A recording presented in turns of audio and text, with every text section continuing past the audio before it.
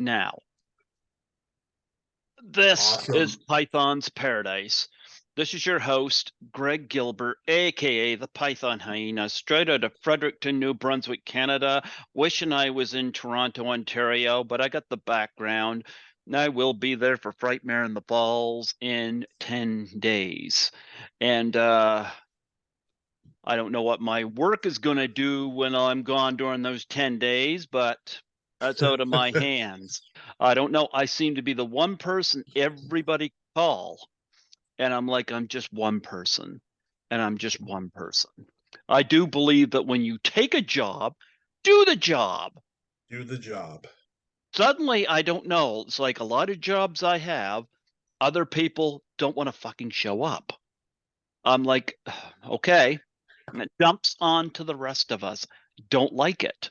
But nonetheless, Yeah. I am taking my vacation. I have earned that. I am going to do it.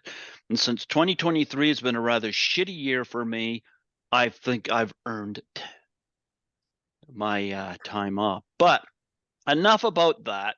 I have a returning guest, somebody I've been very much in contact with, another fellow podcaster, the host of Splat From the Past, back in for a second time. Here is Tommy Throwback Kovac. How do you do, Tommy? I'm doing fucking fantastic, Greg. How are you doing? Well, I think I just explained my situation. I've had a pretty fucking shitty year. I know, but seeing me is a special occasion, so lighten up. There you go. Yeah. Yeah. Sometimes I just want to go like Sam Kennison, and just Oh, scream. oh, Or like that guy in Network and just say, oh, Peter I'm Finch. I don't want to take this anymore. Yeah, I don't know. Um I don't know. I already ranted uh, about people not doing their jobs, and it's like I've been in too many jobs. I'm pretty punctual when it comes to work.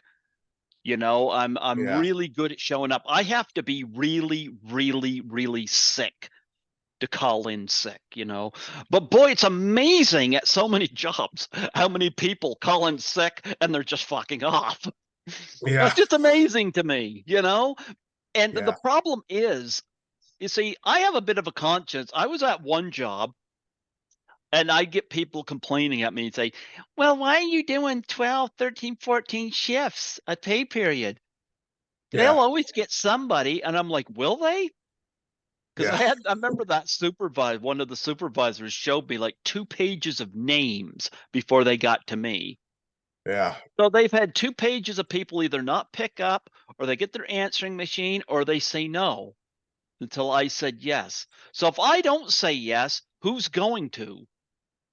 When when I worked in retail and security years ago, right, I got asked to come in on my day off maybe 10 times, and I only did it one time. And the reason for that was because I was usually on a date or just about to get laid, or I was eating a pint of ice cream and watching a movie, and I just didn't want to move from my spot. So yeah, I mean, when you actually do give in and work on your day off, it does show them that you're a dependable employee, right? But just like too much work, too much overworking is it's not healthy. Well, I'm not getting laid ever, and I'm not going out on dates pretty much ever. Yeah. And in terms of sitting and watching a movie, there's been 2 times at a former job of mine where I've been called. Actually, I was watching Friday the 13th, the final chapter one night, and we just got to the Yeah. end of the prologue with all the scenes from the first 3 films. My phone rings. I'm like, gee, you Yeah. just saved Axel and Nurse Morgan. Yeah. You're a hero, supervisor. Axel can go on and watch his aerobics Yeah. and be at peace. Oh my goodness. But I went in. I feel I get that from my dad, God rest his soul. But it's like I just go in. But there are so many people out there that abuse that. And it's like Yeah. I just can't screw off. I just can't. If I'm supposed to work, I work.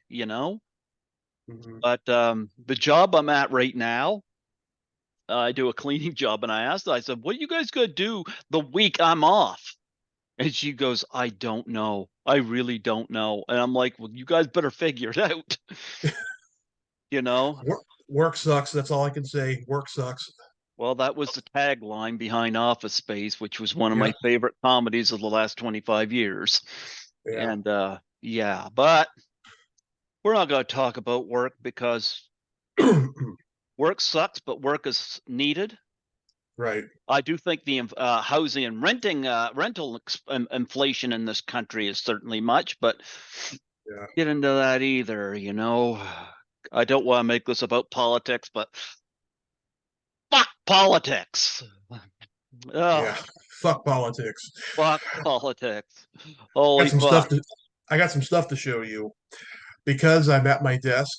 Right. Yeah. I got lots of merchandise on my desk. First, I'll start with my VHS tapes. I collect rare VHS tapes that are pretty much antiques now, Hmm. and starting with The Shining.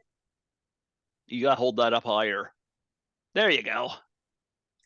I remember Here's that Johnny. that clamshell. Yep.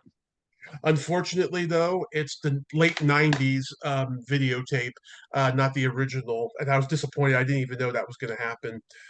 And I got that.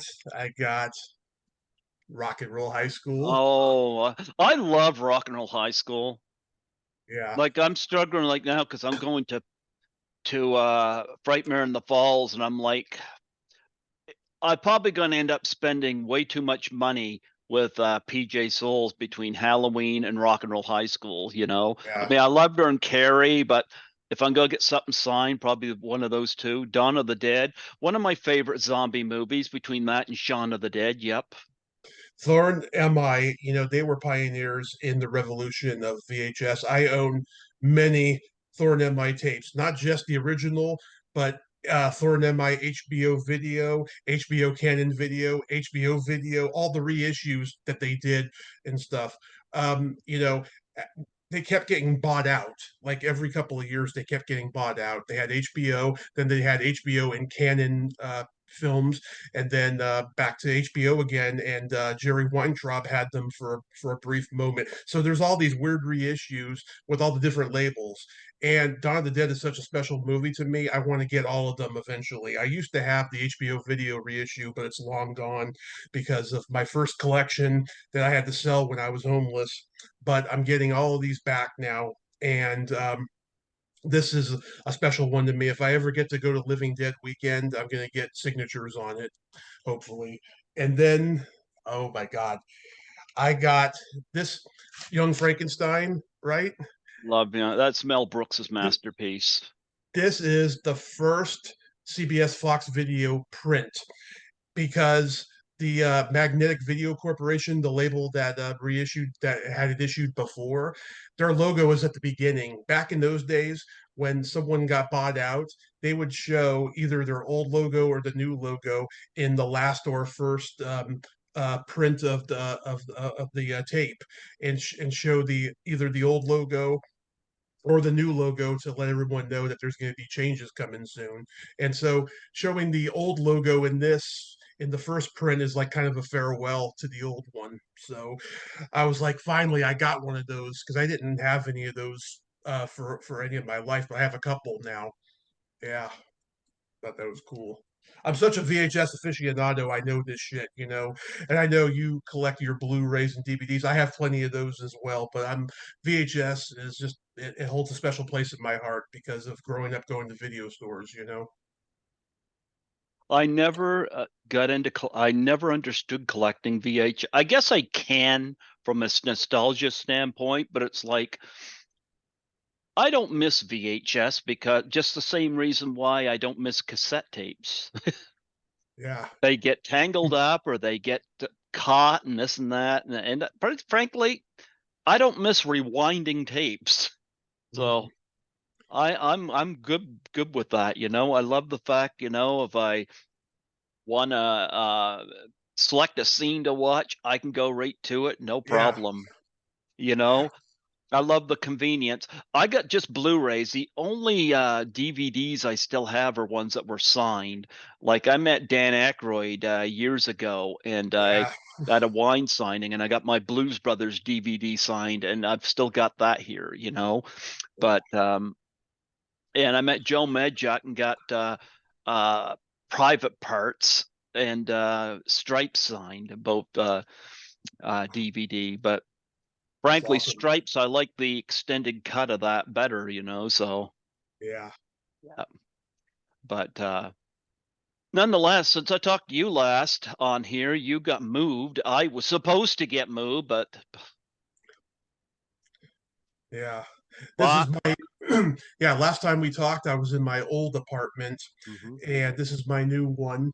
And I finally have a desk. I didn't have a desk in my old apartment, so I was doing all the podcasts on the bed. Now I get to do, if it's early, I do it at the desk. If it's later in the day, I kind of want to get into bed and kind of relax a little bit.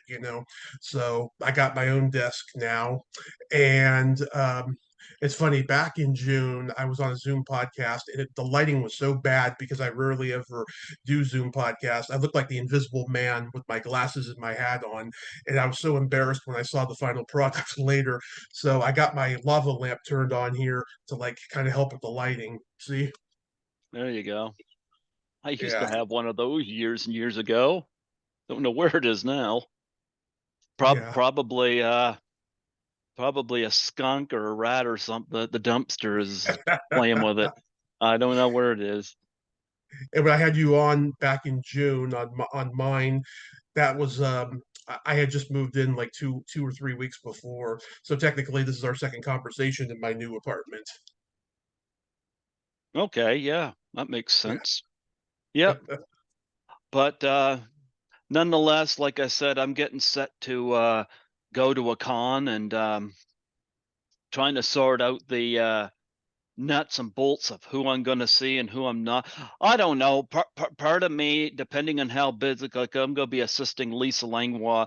So if I don't get away from her table, then it just means I'm saving money. So Yeah. you know what? I'll be fine with that too. It's, Well, it's, I know you um, got Betsy. I know you got Betsy tomorrow. At least say hi to her. I got Betsy tomorrow. Yeah. Well, I'm going to make try to see the people that's done my show. Yeah. But I mean, there's some other people I would like to see. Like I want to see Kimberly Beck. I want to see PJ Souls. Um, if I get the chance, I could have 5 autographs on my Halloween Blu-ray because I've got Tony Moran. There's Mhm. 4 others I could get on that. I kind of like getting my Blu-ray signed. So You don't want a Halloween Blu-ray with just Tony Moran's signature. You want to get the others too. well, they're going to have Nick Castle, PJ Souls, Sandy Johnson, and Will Sand in there. And Yeah. I'm definitely going to make a point to see Sandy Johnson because she's done the show. But Yeah. and we're going to be seated beside Eileen Dietz, which is going to be cool because I already prepaid for a beanie, and she's going to have that for me, so I don't have to go far to get it.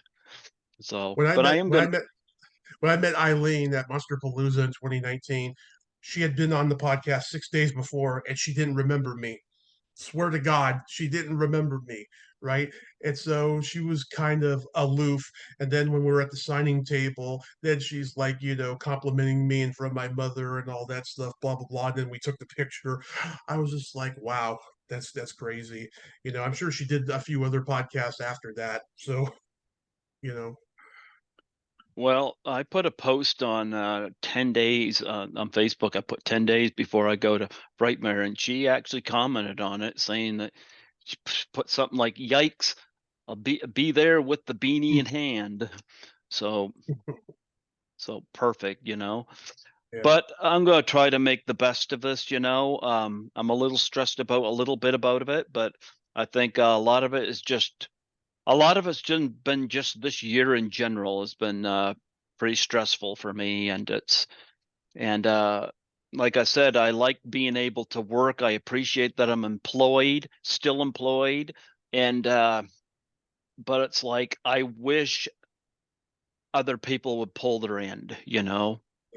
So yeah, I can't do it all. And sometimes I'm finding I'm being sometimes I think I gotta do what Michael Keaton did in Multiplicity. I just shit, you know? Yeah, want to see my peppy? Yeah. I just but anyway, nonetheless, you seen any movies this year that you like? I actually haven't been to a movie since like maybe last fall when my mom and I went to go see the Elvis movie. I haven't seen anything advertised I want to go see, quite frankly.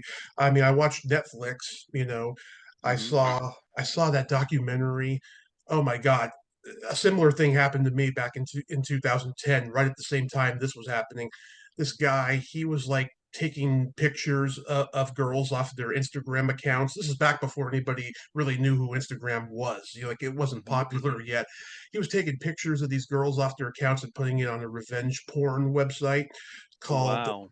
the documentary is called The Most Hated Man on the Internet. And something similar happened to me around that same time that I still have a lot of PTSD from. It's one of the reasons why, like, I don't like going on Zoom much, and I don't want my face plastered everywhere because someone took the most embarrassing picture of me and put it on this website and said all this horrible shit. Someone I went on a date with. Oh, wow. Yeah, I try to go to the movies once a week if yeah, I can make it happen, you know? yeah. You know, like I've seen a few good movies this year that I liked and so I really liked the new Evil Dead movie, Evil Dead Rise. It was actually my favorite of the franchise. Yeah, I asked Betsy about that, and I forgot what she told me. But I think she kind of likes what's being done with the Evil Dead movies now because of more money as opposed to when they started, you know, back in the late '70s doing the first one. I haven't seen it yet, but I would like to see it.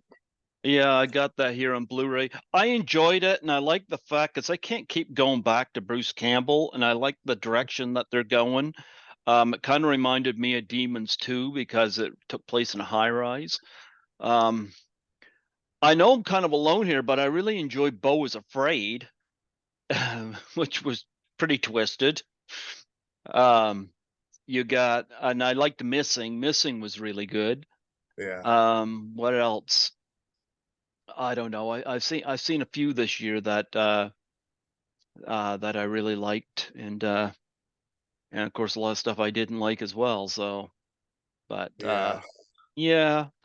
But anyway, I do. There's no horror-rama this year, unfortunately. I enjoyed it last year, but Frightmare in the Falls is going to happen, and I've never been to one that's had 44 guests before, so this is going to be something new for me. So, I'm looking forward to Sister Creature Con this weekend because Elvira, Cassandra Peterson's going to be there. I got the photo ops for it. mhm.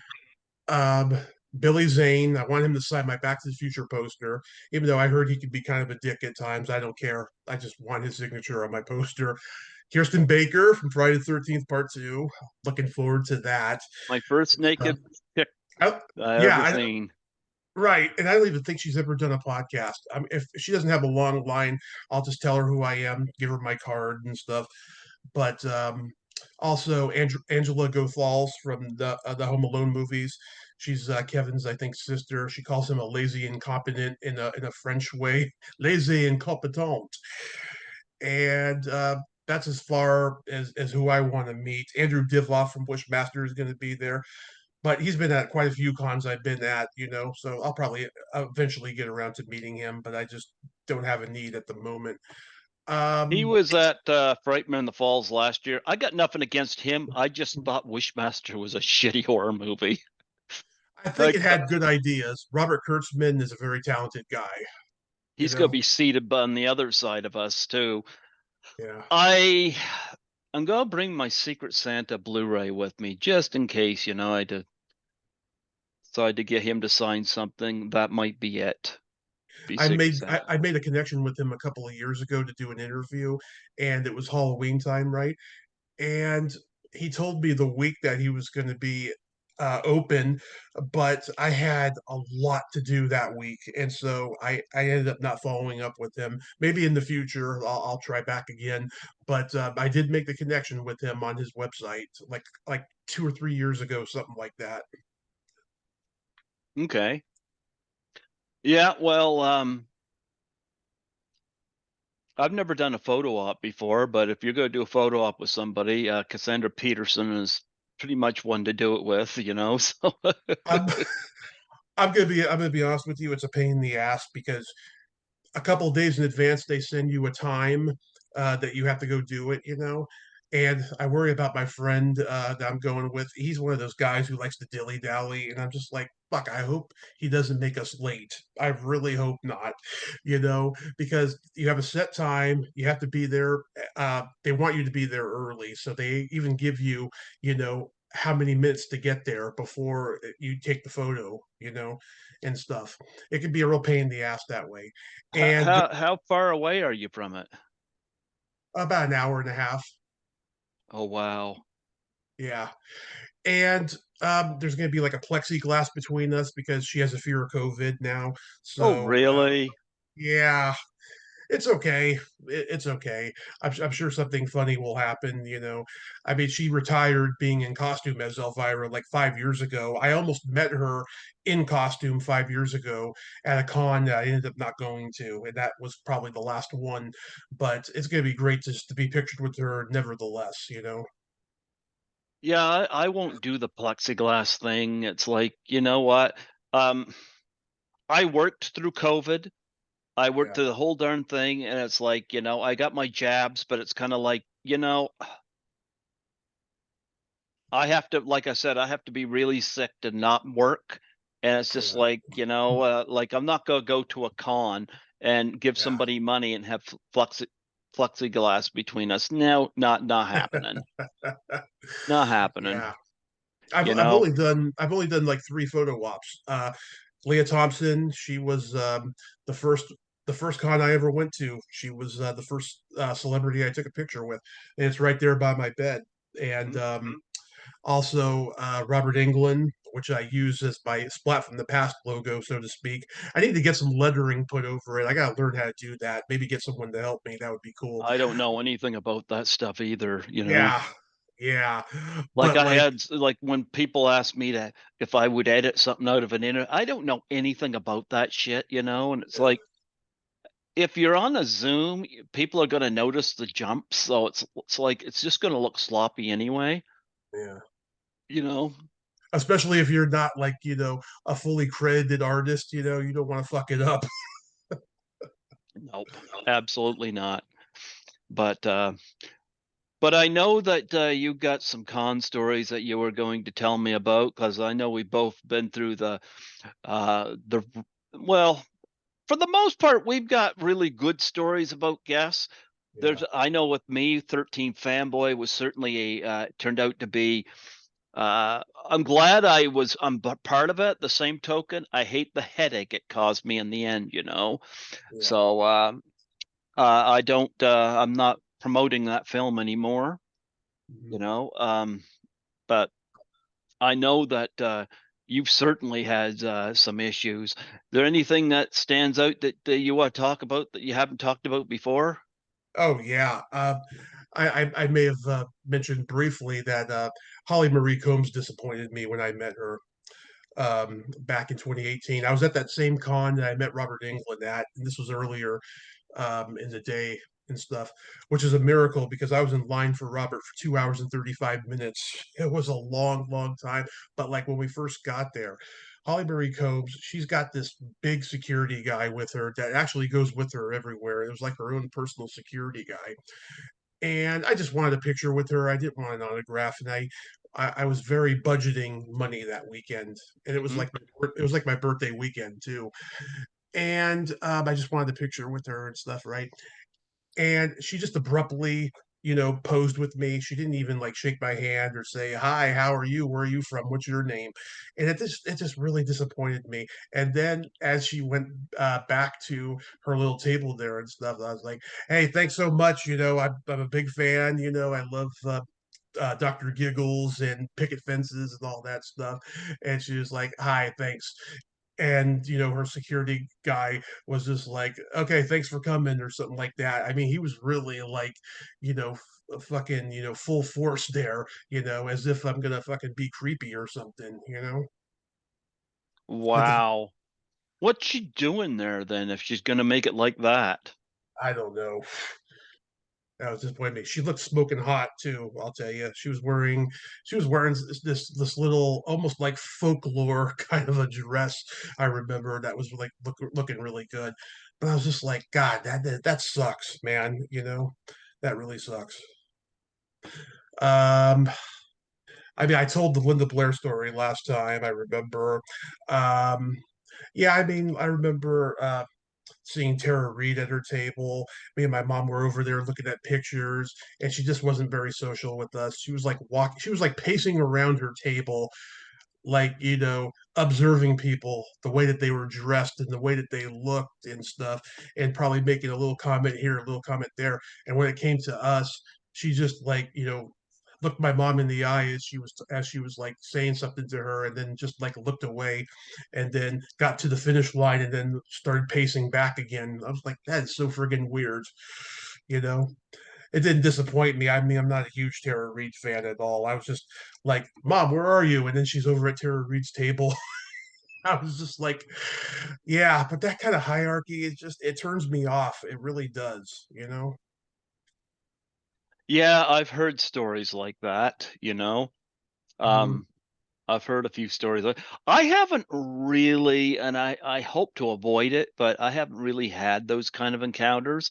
Like any of Yeah. my bad experiences right now is with 13 Fanboy, and even with that, there's some people involved with that film that are still great with me. But those that don't buy into the bullshit. But in terms of cons, I haven't had.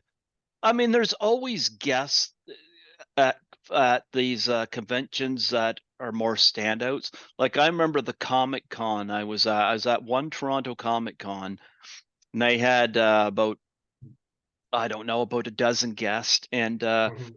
two, and nobody was bad. Yeah. Nobody was bad, but two were standout. One was John Rhys Davies, who Mhm. was so professional. He always asked everybody their name and what they did for a living. And I remember when I got my picture taken with him, he was like going like this into my side, trying to get me to react. And it was pretty funny, and I did Mhm. and signed my Raiders of the Lost Ark Blu-ray. He was great. And another guy that really stood out was Corbin Burson, who Corbin was Burnson. Yeah. yeah, I guess he was learning for the first time.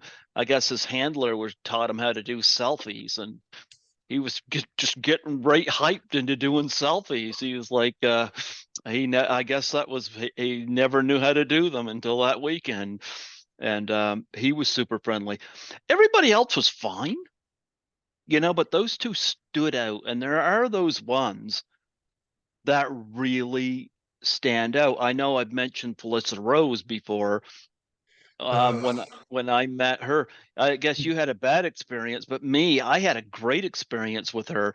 She did a shout out video for my brother who was taking care of my folks at the time, and she'd get up and she gave everybody a hug. And she'd always she and Adrian King would do the same thing. They'd always do the face, and then they'd do one where they're doing a regular smile. And yeah. I enjoyed that. You know, Laura Marie Taylor was great to meet. Oh my goodness, she was wonderful. You know, and Love her. yep. And I don't know. I haven't had anybody be rude, and I hope never to encounter that. If I do encounter that, I probably would pull away. Like thanks, but no thanks. But I like to think that most people, when they go to these, they have a sense of what's expected. Mhm. So I don't Well, know. my Felissa Rose experience, I mean, I met her at my first Sinister Creature con, and it was the second one overall. The con was so new, like no one was going to it yet. I mean, there was a lot of dead tables, I'll tell you. I remember Ken Sagos, the first time I met him was at that con, and he was packing up early. He was really mad. I remember I was like trying to talk to him and stuff, and he was just storming out of there. But like the interaction with Felissa was fantastic. I go to her table and she's just so warm and friendly. Hmm. And Jill Shepard told me to say hi to her because I had made an announcement I was going to Sinister Creature Con and Hmm. I was gonna meet her, and she's like, "Oh, tell Felissa I said hi and stuff." So I did, and we did a little shout out video, which is still on YouTube. That is friggin' hilarious. And I remember I went to the panel that Felissa was doing, and I was the second person who asked a question. And when I put my hand up, she pointed right at me and said, "Tommy Kovac."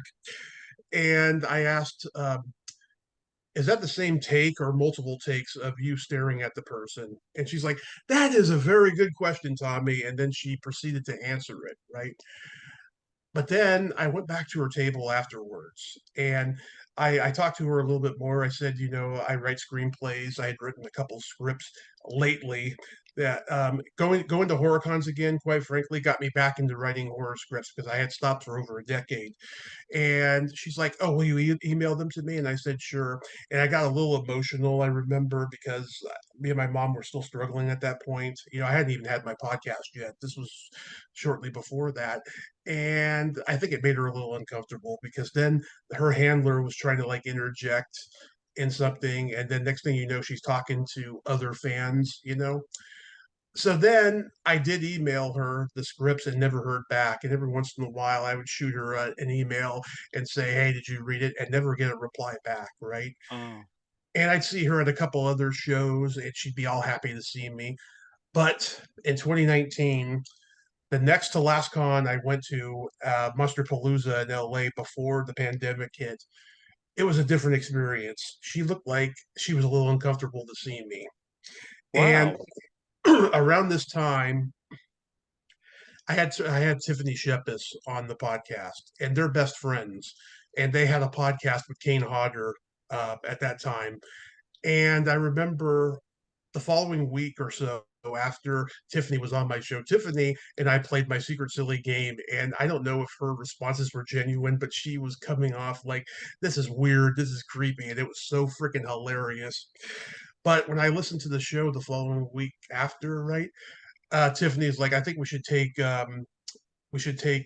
fan questions of people who have like tweeted at them or whatever on social media, sent them questions that they can read on air, right?" And Felissa said to Tiffany, "Are you ticklish?" Which is my first question of the secret silly game. And then she started laughing maniacally, and Tiffany looked uncomfortable, because they had a YouTube version of this podcast. And I'm just thinking to myself, are they making fun of me? Did she like tell her in private about the secret silly game and said it made her uncomfortable and they're just, clowning on me? This was like, around that same time that she looked uncomfortable when I saw her that last time at Palooza. I'm like, holy shit, right? And then I put pieces together with the whole thing with her manager happened around that same time as well. And I've told you about him many times in DM. I don't want to say his name outright. I'll just say his initials, MP. So when I first met Jewel Shepard at Son of Monster Palooza in 2016, um, she's the kind of person. Oh my God, she is so funny and so smart. I don't know why she never does podcasts. I've tried to get her on mine and she won't do it. I'm gonna make one more attempt next year because it's Hollywood Hot Tub's 40th anniversary. But she was like dumping all her problems out on me when we were talking because there was very few people like talking to her at the con, and she was telling me, "Oh yeah, me and I'm not going to say her co-star, but her and her co-star got into like a physical fight on an airplane coming back from a con, and MP dropped her as a client and all this stuff. And here I am, a horror fan. I don't have my podcast yet. I'm just taking all this in. I don't know what she's talking about, right?" and etc. And then, we become Facebook friends. And then she puts on her status about a month later or so that she's going to be in a lawsuit with that co-star because they're having a battle on social media during that time. I saw it. It was ugly.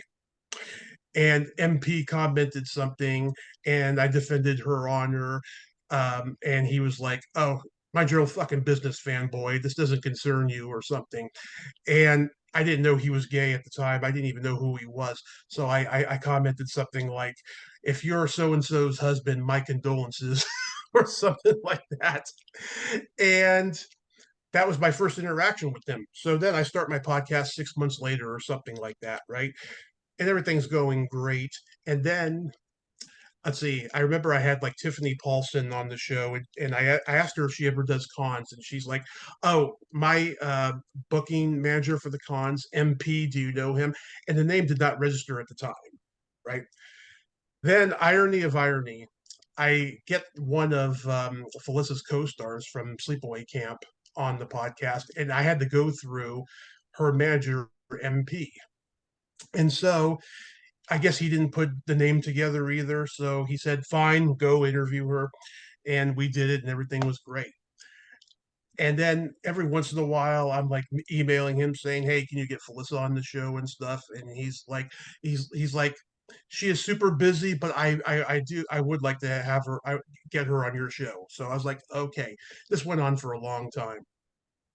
So when I went there to my last Monster Palooza in September of 2019, he was there with one of his clients that my friend actually was an extra in a movie that he starred in, and he wanted to go over and say hi to him.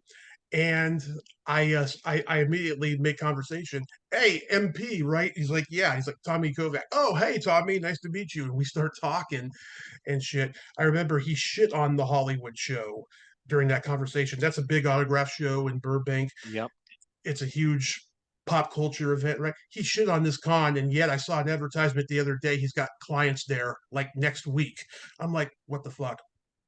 And then I emailed him like the week after I got back. "Hey, any chance Felissa in October?" And he was like, "I know I keep neglecting you. I'm going to make it a point to get her on your show this Halloween." And I was like, "Great." He stopped responding after that. It never happened. And then sometime in early January of 2020, I think, I asked Jewel, I said, "Do you know this guy MP? He's like a horror manager, con manager." And she's like, "Dude, that's the guy that you had that little thing with on my wall that time on Facebook."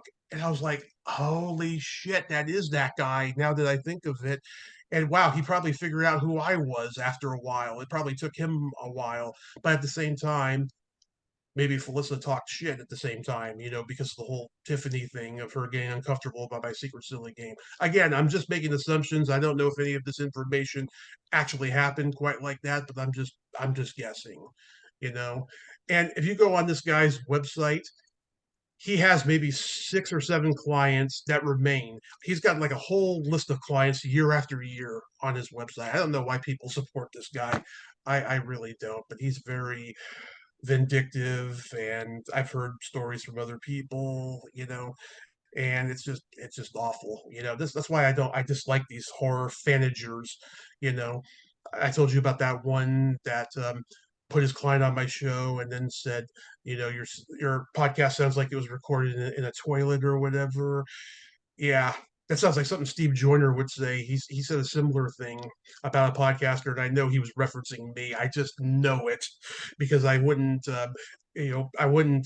take his clients because of the story you told me about him. You know? Well, I'm going to tell you, I had a good thing going with Steve Joyner for a long time, and Yeah, I was happy to have the connection, but I have this thing like I do an interview show, I yeah, can't get involved with conflicts between two people. mhm, And I don't want to get into specifics, but I was right, put in a position where I was being put in the middle of a conflict between Steve Joyner and somebody else, and I'm I like, remember, yeah, I remember yeah, you told me. I'm Yeah. sorry, but I can't do that. And when somebody splits away from me saying that they can't associate with somebody who doesn't have their back, I'm like, have your back with what? Like what? Like the and I'm still connected with the other person. We don't talk a whole lot, but I had the same thing with another person. That was really great with me. I was on his show, had a great interview. He was on my show, great interview. And then he wants to have somebody come on his show. Mhm. And I said, absolutely, I will make contact to this person. So I made contact and it was arranged for them to do a show. Now, here's one thing I would advise anybody doing a podcast. Mhm. Stop with these live shows that you got to do Pacific time, not this Yeah. Monday night or Tuesday night at this time, because Yeah. what you're doing is you're trying to get people to arrange their schedule around a Yeah. specific time. I hate With that shit. with me, I tell people, I say, this is my show. What select dates and times you are available, what works, and what your time zone is, so I can arrange a time around them. And it doesn't matter what day of the week it is because my interviews are not live. I can post at any time. Yeah. Now, when these people go live, they're asking somebody to commit to, they're not selecting a time. They got to commit to that time. And Mhm. that can be an impossibility to some. Now, this individual that this guy wanted had agreed to do his show. I get a message from him that night saying that this person screwed him over. Yeah. They had confirmed they were going to be on the show, and then they contact them uh, later that day and say that something came up, they can't do it. And it's like I've dealt with this person. I've had this person on my show a few times, and she's done the same thing with me. Something would come up. I'm still connected with this person because I get it. Stuff comes up. I'm a Mhm. guy that hasn't missed any work time at my last job or this job. I know when stuff comes up that screws with your schedule. I get it. Yeah. So again, I get the whole runaround. This person screwed me over. And I'm like, no, you're asking this person to commit to whatever day you're on. So I always say, do a recorded show. It opens the platform of whenever the two of you can agree to a time. Let them select two or three dates and times that work, and you select, Yeah. hey, this works the best. What bothers me is when they come at me, when I set somebody up with somebody, and then they come at me and tell me so and so screwed them over, when in fact, something comes up. And I spoke to the client in question, and Yeah. she told me that this individual was rude to her, and I'm sitting there thinking with the stuff that was being thrown at her, I connected them, so that makes me look bad. But luckily, you know, I've had her on since. No problem. She Yeah. still likes talking to me. What bothers me though is when you get these people, and I'm sorry, I apologize to anybody that does a live show, but if you're Mhm. doing a live show where you have guests, you're limiting yourself when it comes to people coming on your show because you're expecting them to pick that time, Mhm. and that can be complicated. It's not impossible, but it can be complicated. So, Well, well, you stream live your show that you recorded a year ago, right? And sometimes, I'm excited waiting, right? But I have your shows go over 3 hours sometimes, so I have to wait until like midnight until it's over because I just don't want to commit to watching it while it's streaming. Yep. Yeah, And again, I heard this from somebody from 13 Fanboy, some idiot from 13 Fanboy goes to me, goes, I find it funny with 13 Fanboy, for all the bitching they did about me, they still like to watch what I'm doing, you know. yeah, But I have one person from there. I do not listen to his podcast. I don't know who he's had on the show, and I don't know how many subscribers he has. mm, I don't care. But I get this criticism from him. He says that you have to wait about a year before you see before somebody's an interview comes on your show. Well, number one, the guests already have the interview, so they can post them.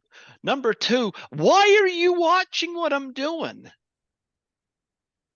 yeah, It's like fuck 13 Fanboy, like if you guys don't like me, I don't like you guys. Quit spying on me, you know? You guys go and do your little huddle and your little bullshit that you've been doing about me. I said that it's not anybody's concern when one of my interviews comes up um yeah, uh public, but I like that.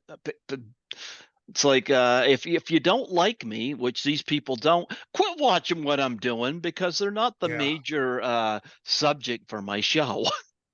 yeah, Yeah. yeah. But like in general, I wait until the episode is streamed before I watch it because I just can't commit to watching it live. But yeah, I don't know why a lot of people do that. And I was thinking for a while about maybe doing the reminder hint, for the episode. But at the same day, occasionally I get people, who reschedule on me or just don't do it at all, and so I don't want to raise hopes. So I don't do that. But you do the reminders. I noticed that on your channel. Yeah, I do. Yep. But I also like with you. I told you to select what date and times are work for you, and Yeah, yeah, I'm committed to a date and a time, and that's how I do it. Best of luck to people that do it live and do it on mm, a particular night. I can't, and like I said, I like after I'm done here, I gotta go clean a building. So I mean, like I've got already a full schedule. I can't just say, well, I can't do this Monday night because I got my podcast. It's like, yeah. yeah, like I can't do that if doing a live show. So It's yeah. 10 now. What time? It's 10 over there now. What time are you gonna start? Oh, I'll just go over there and do my overnight whenever. Oh, good. Okay. I Okay. don't, I'm fine. I did part of it before I came here, Okay. so yeah. Just But checking. no, no, we're good. But that's basically my spiel on it. Again, I'm not coming down on anybody that wants to do a live show and schedule live guests. I get it, just not for me. And I mentioned the reasons why. But people pull it off. Good on them. Yeah. But yeah, I mean, I one thing I noticed, you don't interview a ton of historians. Like you have like Jeffrey Mark or like the woman who wrote the Bob Crane book. But like I noticed you don't have a ton of historians. Let me tell you something from personal experience. Historians can get really jealous when the interviewer knows more than they do, and I've had a couple of those experiences. Oh my God, there's a couple historians that I've become friends with who aren't jealous, and I cherish them. Carrie Specht. She's a old Hollywood historian, and she's so smart. And Karen Hansberry. She's a woman of color from the streets of Chicago, and she's like the biggest noir expert I have ever met in my life. She is so awesome. But there's this one guy, I won't say his name. He comes from a family of failures in Hollywood. Like his parents like were failed people who worked in the studio system in Hollywood, and he was a failed actor. He like went to New York to study acting, and like he could just never get an inside track because he was always thinking big ideas and stuff. He didn't want to be a fucking B movie guy or anything like that, like the people that we like and stuff. But he became a historian. He's written a couple books about people who are considered obscure by the average moviegoer, but like real historians like us would know the names, and like he'll grandly talk about just how he failed, his parents failed, and now here he is, this historian, and he's like showing off his knowledge for these people that he's written about and stuff, right? But then I tried to talk shop with him near the end of that interview. I was asking about, he has an old Hollywood movie festival that he does every year, and I was like, who was the most difficult, celebrity guest you tried to get, or anything negative? And he was getting really defensive, like, oh no, I never had that, and I heard him talk about it in previous interviews and shit. And like, I was trying to talk shop and say, I tried to put on a screening in a panel just before COVID hit. I was thinking about maybe getting the rights to Animal House and do a screening with Eric Roberts' wife Eliza, because she had been on the show and stuff. And he didn't seem to be interested in what I had to say. So he's like, "Okay, do we keep going, or is this it?" You know. And then I was just like, "Okay, do you have another book out that you're working on or something?" And he said, "Get this." He says, "Oh, I want to put this out there. I make a living at writing books. I'm not a hobbyist," as if I was suggesting that he was a hobbyist, and he's suggesting that I am. That's what I felt like. I was like, what a fucking dick. And I had to clarify it too. It was not good there at the end, and he didn't even promote it on Facebook, or anything, and that disappointed me. Well, for me, Jeffrey Mark is one of the most well-spoken historians I've ever had on here, and he Yeah. knew the people that we've done tributes on. He's great. That's why I had him interview me on my 50th birthday, because I knew he would be great at it. And I didn't have him on this year. Um, this year's been kind of tough altogether on me, but Mhm. but Yeah. I'll probably reach out to him and do one maybe next year. I'm giving him a break this year, I guess. But Jeffrey's always been fantastic. And again, Carol, for the The Carol Bob Ford for Crane the book. Bob Crane tribute was fantastic as well. Because I had Um, heard her on another podcast. So when you got her, I was shocked. no, I had a really good time with her. Um, it's kind of the best way for me to make some of these performers who have passed on part of the show, because a lot of the people I really admire are leaving us, so to speak. It's like with wrestling. I don't think I don't know how well I do at a WrestleCon, because a lot of people I like are passing away. It's Yeah. like I'm not big on the product now. If I mean, Jake the Snake Roberts is still around. Ricky the Dragon Steamboat's still around. I'd be totally open to meet. You know, there might be a few around today that I'd be open to. I like Charlotte Flair, for example. I like Ric Flair. I'd go meet him. But Oh, just I'm not impressed with the product right now, and it's kind of like this with uh, with Hollywood. They do a lot of marketing is a strange thing, yeah. because and this is a pet peeve of mine, such a pet peeve of mine. They will come out and you'd see some really great movie posters, and then they'd come out with a different edition for them, and the cover art is just the shits. I've seen this with the Friday the 13th movies, for example. I think parts 5 through 8 had different cover art, and But just leave it fucking blank white if that's the best you're gonna do. Put the original fucking cover art on there. You know, I get tired of this. And ever since Scream happened, and I blame Scream on this, you get a lot of movies now. You get a line, they're selling the poster by getting a lot of faceless young people lined up on the front of it. Like, I'm like, I don't know who any of these people are.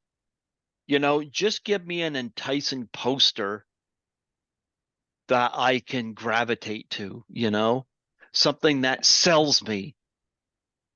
And very little bit of that, the very little bit of that creativity going right now. So Yeah. yeah. Yeah, oh God, you had me rolling. You're such a fundamentalist when it comes to wrestling. I told you that I had that interview with Mr. Outrageous, Al Burke, and I was like, you should reach out to him too. And I was like, he's great. And you were like, I'll be the judge of that. That had me cracking up. Well, I don't know who he. I know he was in Wedding Singer, you know, but it's kind of like, you know, we just lost Terry Funk, you know, who was to me one of the greatest of all time. He could pretty much do a technical match and he could do the hardcore stuff. In fact, he pretty much invented the hardcore stuff. But it's like when it comes to wrestling and people talk to me about wrestling, Mhm, I like the wrestling from the 70s and the 80s. mhm. I dig very, very little of it today. Um, I noticed that I remember there was I was listening to Jim Cornette, who I Yeah, absolutely admire, and there was one WrestleMania where I think it was the one where the pandemic had happened and they were wrestling in an empty arena, right. and he complimented the one match on those two nights that was any good, and that was Charlotte Flair versus whoever it was she was taking on. Right. And I forget who Charlotte Flair's opponent was, but yeah, because Charlotte Flair knows what she's doing. Um, hats off to her. She actually makes me want to watch her.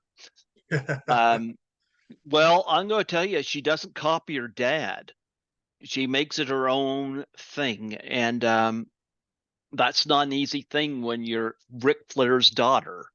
But she makes it her own, and she does some impressive stuff in the ring. She did some flip her and her opponent off a top rope at one of those WrestleManias that I was like, wow, wow, that was impressive. She's making it her own. So hats off to her, but I'm not really big on what's going on a lot in wrestling right now. You got Yeah. people using kicking out of finishers too much. It used to be when you did a finisher, the match was over. Now it's like, yeah, like fuck it. Yeah.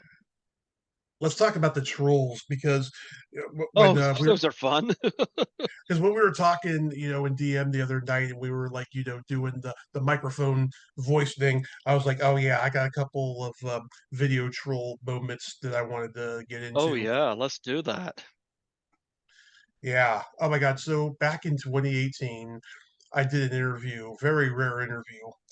There was a movie. It was a martial arts ripoff of Karate Kid back in the '80s called No Retreat, No Surrender. Have you ever seen it? No, I never heard of it. A great movie. They did a sequel with Cynthia Rothrock, which when I talked to her a couple weeks back, she agreed that the first one was way better. Um, so this guy JW Fails, he played the lead Kurt McKinney's sidekick, and he's a he was like 19, 20 years old. He's a man of color. He looked like Michael Boogaloo Chambers from the Breakin' movies, and he actually breakdances in the movie, and he rides a BMX bike like a savage, and like everyone has always loved that character in this movie, right? So I get this interview with him, and it was great. He doesn't look exact. He doesn't look like he did back then. I mean, you can tell it's him, but he's heavier now, and he's got very little hair. He had curly hair. He looked very distinctive back in the '80s. And I found out after I posted the interview, there was a rumor he was dead for a long time, and I didn't even know that. Right. So I had trolls, and it still happens occasionally, but not as often as it did in the first 2 years. I had trolls saying, "Oh, that's not really him. That's a fake. The real one died. Or where did you find this guy? Is he on Facebook? What name does he go by now on Facebook? He goes by a different name, but I'm not going to say what that is. And of course, I'm not going to respond to these trolls about it." And I was like, holy shit. And I've never told him about it either and shit, but I just thought that was really, really odd, you know? It's funny because, going back to the wrestling thing, of course, Paul Orndorff, Mr. Wonderful's passed away now. But I remember though when he was alive, there was these rumors that he had passed away. There was a story that apparently he was reading the morning paper and saw his own obituary in there. It was like news to That's a good him. one. That's a good one. Yep, it was news to him.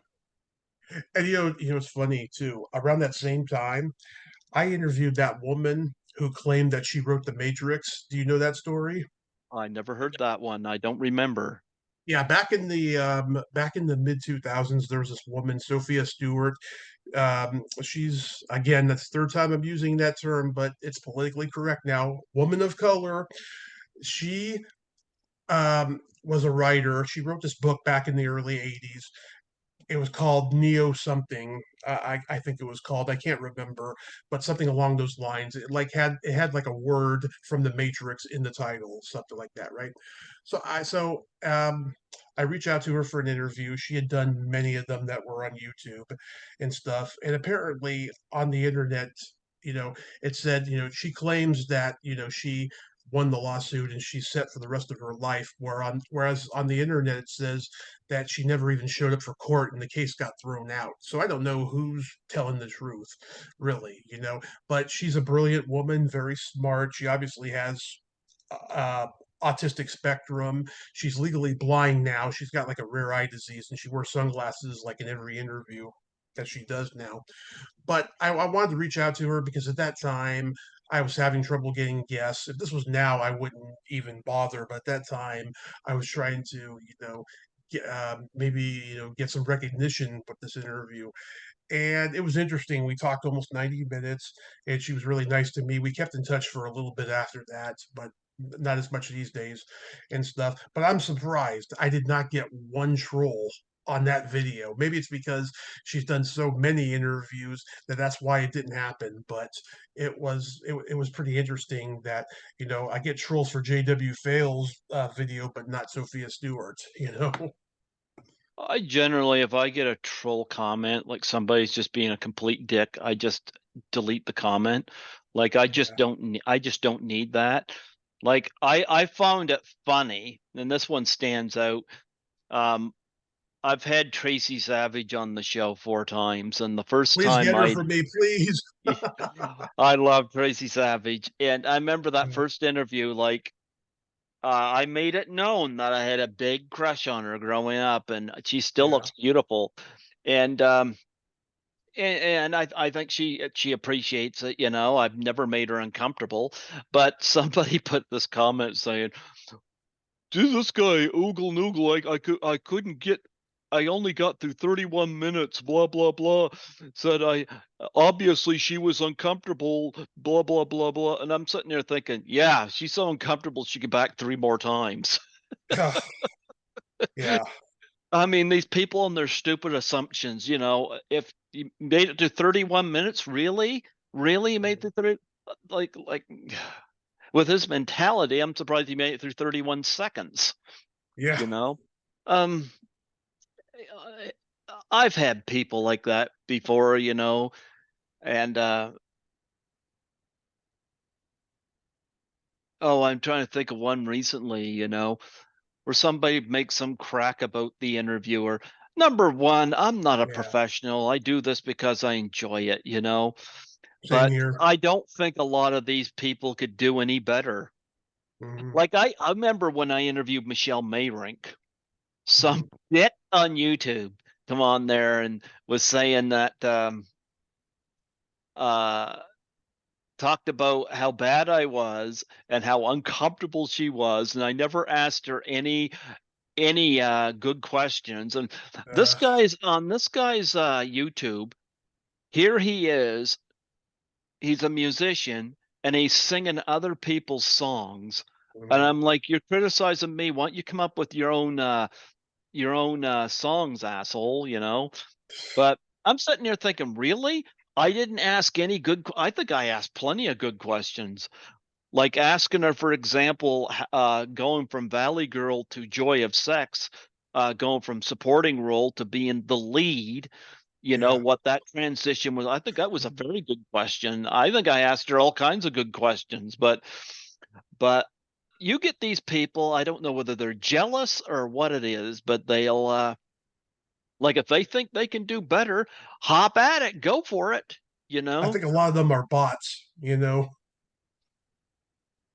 I don't know. I've been told that, and I had somebody reach out to me saying for $100 they would increase my viewage, and I brought that up to my brother, who's my manager, and Oh, ignore it, ignore it. yeah, he told me what it was all about. He said, "Don't go for it." He said, "Your subscribers are actual human beings." Yeah. Because I know that there's somebody from 13 Fanboy that has his own YouTube channel. Mhm. And Yeah. I remember the person that sent me the screenshots over the whole Debbie Sue Voorhees debacle. It told me this guy had only so many subscribers. And when I looked, he had like something point something K subscribers. And I'm like, and this guy won't admit it, but I bet you most of them are bots. Well, I know it's just set Yeah. up because, oh, we're better than Greg is. Well, fuck you. I don't care. Yeah. Go be better than I am, you know? I don't give a shit. Um, I'm not aiming to be Joe Rogan on this show, so it's like, you know, fuck you, you know. I do this because I enjoy it. I got a job that pays my bills. Mhm. That's yeah, there's people.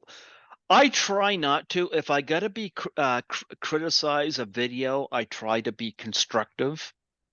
Mhm. I don't like going on to because I don't like to have like, especially if it's somebody else's channel. You know, Mhm. I don't want to go on there and just shit on them, you know. But if I do have a criticism, I try to be constructive. And most times people are like, "Oh yeah, I never thought about that," you know, or Yeah. something like you know, but Yeah. you do have people that are just assholes.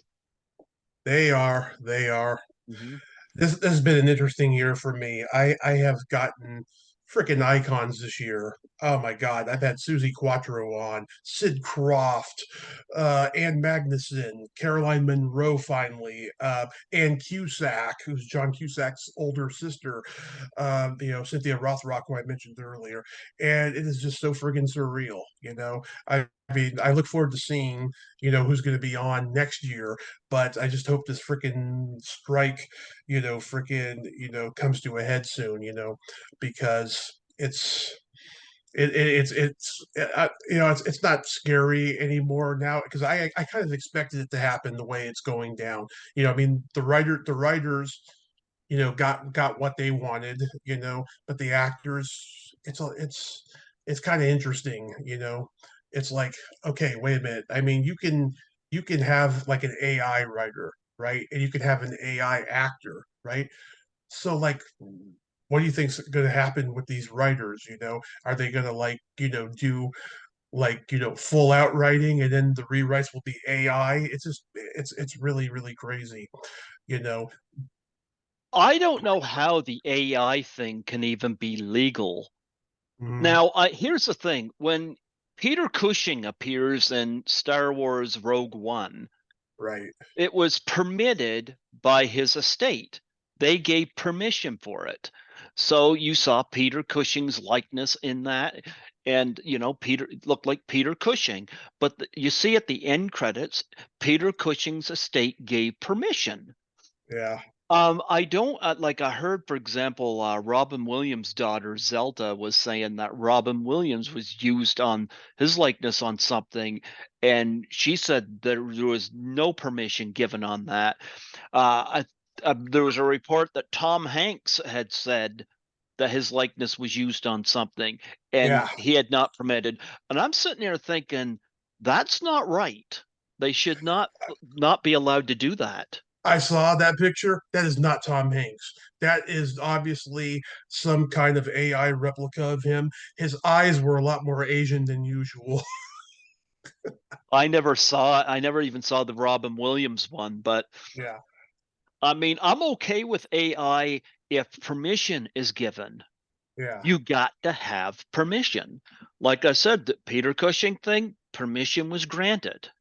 The first time I ever heard of this, I think it was Sky Captain in the World of Tomorrow, I think had Laurence Olivier, I believe it was. And I don't know the backstory of that, but but if they're playing this whole game of, well, we can get like, no, no, no, you can't. Mhm. If somebody was using my likeness without my permission, you're right, I would go after them for it Yeah. because they don't have my permission. You got to ask. So, and these Yeah. people acting like they own, no, you don't own shit, Yeah. you know? It's interesting. Yeah. But let me ask you, who was the most disappointing interview this year? Because I remember last time you told me about that guy who wouldn't answer the question about Sarah Michelle Gellar. Oh, Like, Peter who's, knew. yeah, so like, who was the most cringeworthy one this year for you? Yeah, for those listening, yeah, I asked Peter New. Yeah, who was in that pathetic Black Christmas remake. He was also in Scooby Doo Monsters Unleashed. I asked him, if Sarah Michelle Gellar was as beautiful in person as she appears on screen. I don't think that's an offensive question, but he got That, offended by it. that And guy I'm was like, creepy. I mean, I watched it. That guy was a little creepy.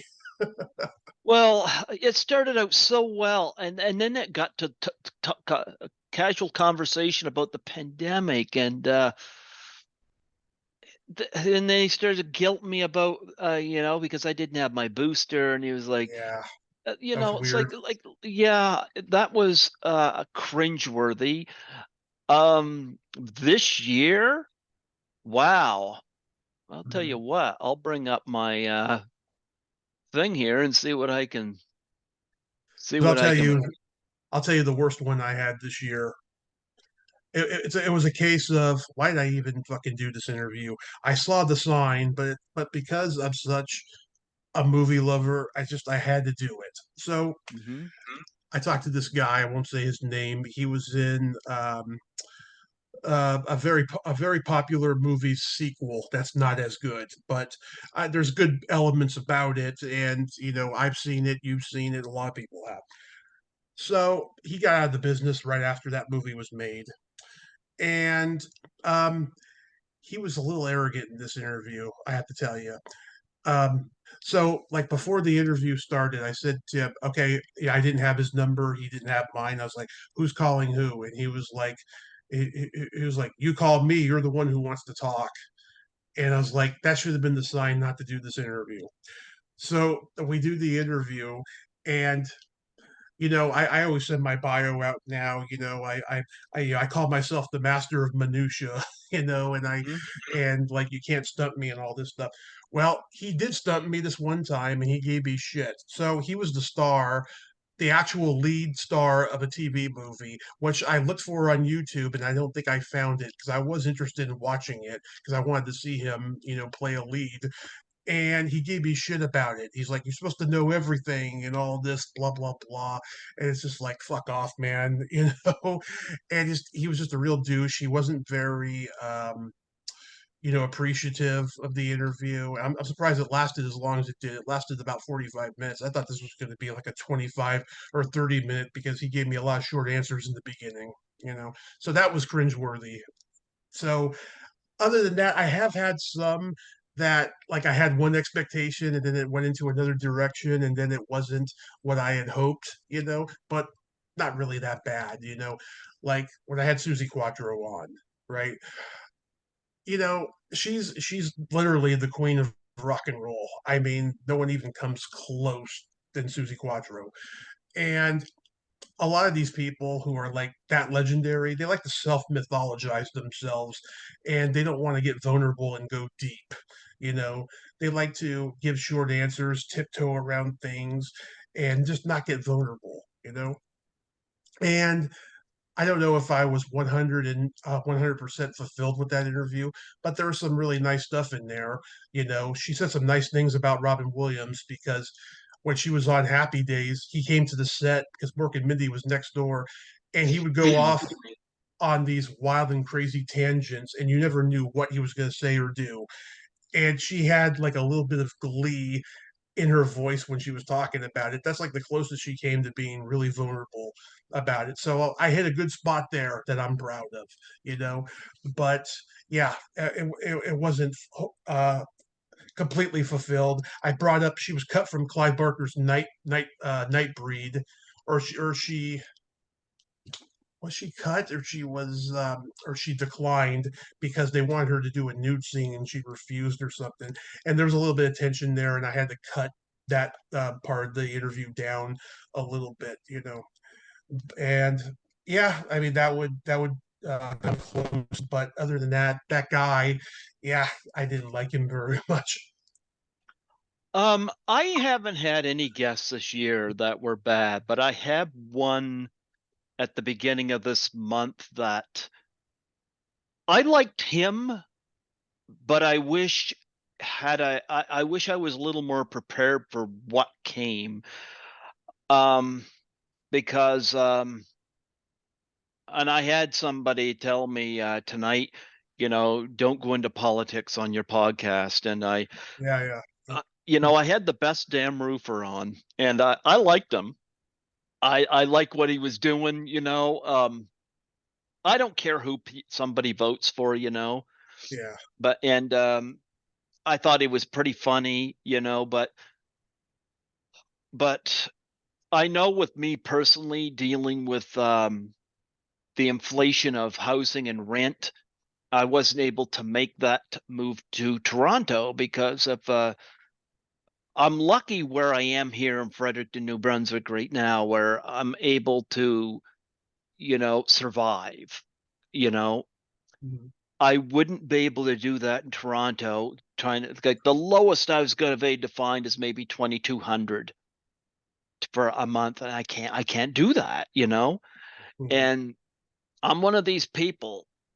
If I'm going to jump from branch to branch, I want to make sure the branch I'm jumping to is going to sustain me. And I've Excuse been me. seeing a lot of stuff about the debates, between Poilievre and Trudeau here in Canada, and it's just got me listening because look, I don't again. It's just like with the Trump thing. I don't care who a person votes for, but I do think that whoever's in power needs they need to do good for the people. People have a right to live. Right. If I was in power, I would like to think that I would go after something to help the homeless situation, help the inflation situation, help this or help that, because I mean, I don't want to preach, but I think that's what God put people here for. It says right in the Bible, help the poor, help the needy. And I don't see a lot of that.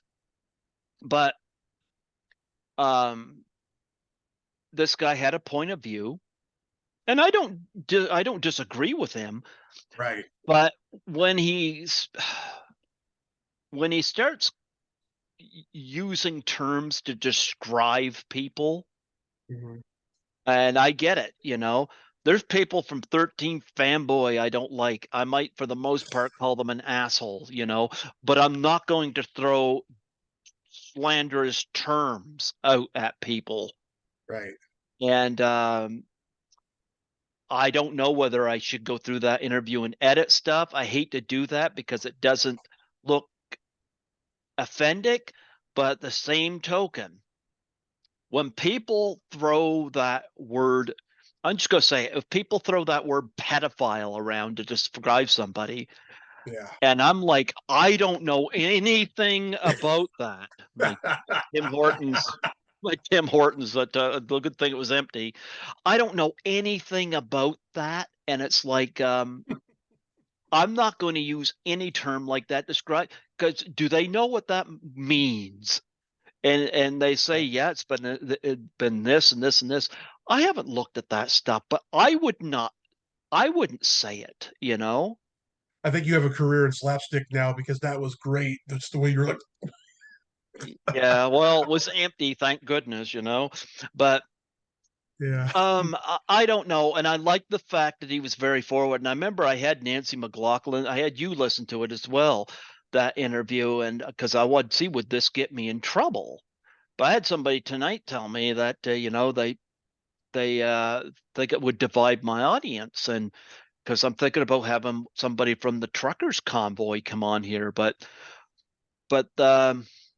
I'm gonna see if I can do that one and make it a little more. I think the guy will be fine with making it more innocent as well. So, you know, I just want to hear about the experience, what it was like there, and but yeah, um but I probably will avoid the politics thing from here on in. But I'm just kind of concerned about my living situation. It's like I don't want to get the inflation to be so to the point. Like, I don't care who's in power, but don't, like they're saying right now, the middle class is about to become the lower class. yeah. That's a problem. I've been uh, reading up on the history of our country. Back in September, I had some free time. I didn't have as many interviews for a couple of weeks. Oh my God, I was reading about Margaret Thatcher and how, she destroyed England by making the working class just lower class, And the scary thing about it is her and Reagan, they both grew up like working class. And it's like the fact that the moment that they're in a position of power, they just want to freaking hurt, where they came from. That is just, it's so inhumane, and it's creepy, and it's weird.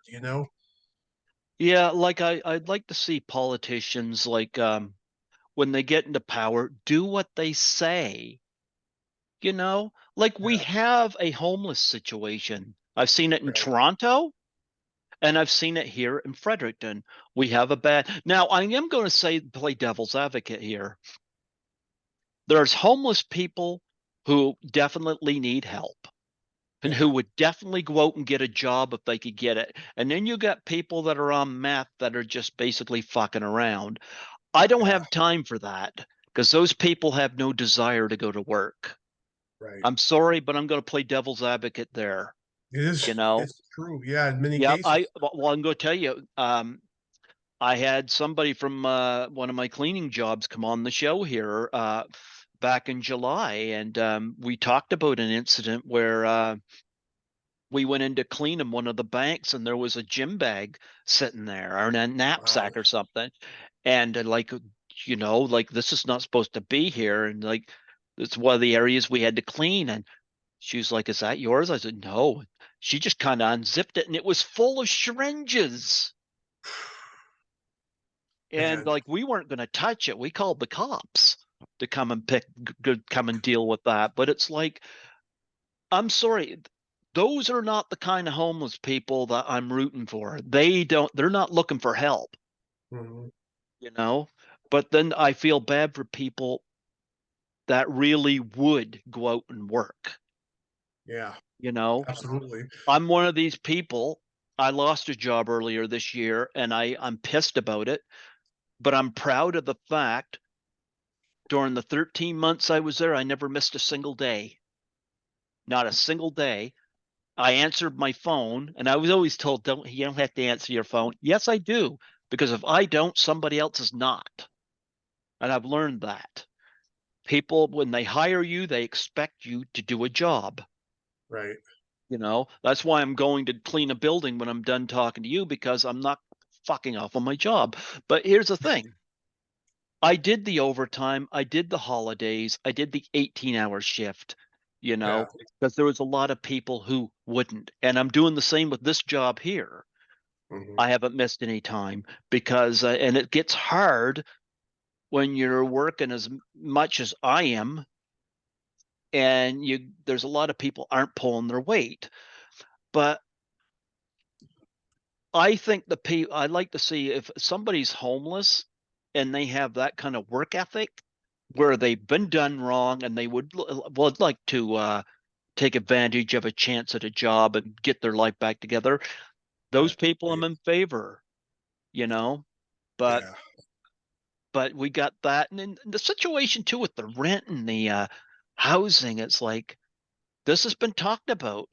I heard, and if I move to Toronto, I might have to be in a place that's got several people in one area. I, I'm sorry, especially when I got Skittles. I can't live like that. Yeah. I'm better off right here. And the that's what I say with politicians. Do the right thing. Yeah. You can still have your It's house. You can still have your money. You can have your mhm. vacations, but Right.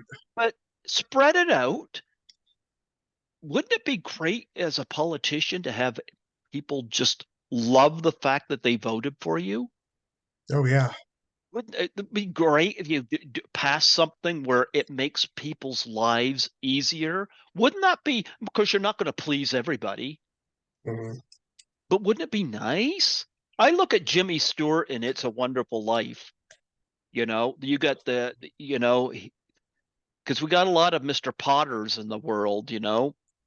I like the fact him and It's a Wonderful Life. He was there. He wanted to see people. He had that line. What's wrong with somebody having a home with a couple of rooms and a bath or something like comment like that? And it's like we need more people with that kind of attitude, Yeah. that kind of empathy. I And mean, when my mom and I, when we were struggling homeless for 4 years, yeah, we tried to go through those programs, to get some housing and food and what have you, and they didn't want to fucking help us. It was awful. I mean, I'm all about everybody of all races and creeds getting help, right? But when we're the only two white people there and we're getting turned away, there's something fucking wrong there. I mean, dead wrong, And I remember we got vouchers to get these cooked meals um, at this one place, and they were fucking crud. They're like salmon, cheap ass salmon fish and rice, and it was just it was awful, and that was all we had, for dinner because we didn't have much money for a while. It was really really gross. Yeah, from what I've been told though, back there in San Mateo where we're from, it's gotten better though. They've had a few more programs open up for housing, and they're willing to help people and stuff. But at that time, oh god, it was just terrible. This is only 10 years ago. yeah, yeah. But I hope it doesn't keep doing what it's doing. But it's like everything's going up. And a lot of it's blamed on the pandemic, but for me, I worked during the pandemic, so like a lot of people did not, a lot of people maybe couldn't, but I was working a job where it's like when you're a cleaner, it's essential, so I did. I personally like working by myself anyway, because I can't clean. You got people all over the place, then you can't tell you did anything. But Guess who sent me a yeah, message? Guess who ooh, sent me a message about 10 minutes ago? Ronnie Angel. Ronnie Angel. He's coming. He's coming back on finally next week. That this is the first time I've asked him in 5 years because I keep up to date. There's some days where he's happy, some days where he's not. But now I was just like, I think it's time. It's been too long, and I just wrote. Greg says hi. We're podcasting. He hasn't read it yet, but we I've should. had him on twice. I had him on earlier this year. Yeah. I know I love Alan Udy, and I know they're close. I should get them on together at some point. Yeah. Yeah. But yeah, I look forward to doing Frightmare in the Falls, and I know you got Creature. How long is Creature Feature? Is it Creature Feature? Sister Creature Con. Oh, Sinister. Sorry. How Yeah, long's it's that okay. been going? Yeah, so 2015 was the first one. I had just gotten out of the hospital after my accident when I found out about it. Diane Franklin and Judith O'Day were there, and I met them later. But at that time, I was like, "Oh God, this would be a great chance." But then the next year, Felissa, Ken Sagos, Jennifer Rubin, who I became good friends with, I texted her last week. She hasn't replied me back yet. I've never Um, had her on. I've never she's had her on, and she's an interesting force of nature, I'll tell you. yeah. But what's who else was there? John Kassir, the Crypt Keeper. I've had him on, and Lori Petty. And now Lori Petty does not look like she did back in the 90s. She's had all the surgery and Botox and everything, right? And she was charging $70 for an autograph, I remember. So I didn't even go over there and say hi. I was just like, nope, not doing it. And I thought she was great in the League of Their Own and Tank Girl, but it just wasn't worth it to me. At this one here, we got 44 guests. The most expensive is Corey Feldman, $110, and Mhm. I wouldn't mind meeting him. I mean, we're both part of 13 Fanboy. Of course, if I got something signed, it would probably be Friday the 13th, the final chapter. But I mean, look, you could go Gremlins, you could go Goonies, Stand By Me, License to Drive. You could go so I many have, areas with Corey Feldman in the 80s. But uh, at $110, and then you got so many other people, it's a hard. It, I like I to got a say Corey yes, Feldman but story. do you? Yeah. Years ago, um, a famous band from the 80s with a female lead singer. I'm not going to say who. I'll tell Mhm. you in okay. They were doing a concert that Corey Feldman just happened to be at. My friend took me backstage to meet the lead singer of the band. And she liked me so much, she wanted to see me again after the show. And when I came back, she was wearing nothing but a robe. And I had a quickie with this female lead singer of this band. And by the way, she starred in a cult movie I love from the late 70s before she was even a singer. And Corey Feldman was banging on the door saying, "Come on, I want to say goodbye before I, get on the plane back to LA. Come on, I want to say goodbye, right?" Well, we finished the job. And then as I'm putting my pants back on, as she's at the door, opening the door with her robe back on, Corey Feldman is revealed, and I was like, "Holy shit!" And she's like, "Tommy, meet Corey," and I'm like, "Hey, Corey, I'm a huge fan of yours. You're a huge part of my childhood." And he was like, "Oh, thanks, man. I appreciate that." And that was that. And then I was going to meet him and Ted White at Monsterpalooza in 2018, and I ended up not going. That was a huge clusterfuck that I'll always regret because I didn't get to meet Ted in person. And I was going to bring up that story, but I probably would have gotten escorted out because he probably wouldn't have remembered it. Yeah.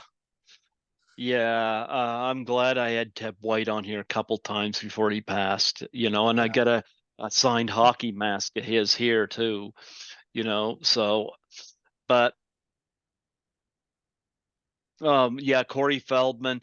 When it comes to prices, it's strange yeah. because when I was at Horrorama last year, I mean, Caroline Monroe was easily the biggest guest there, and she is and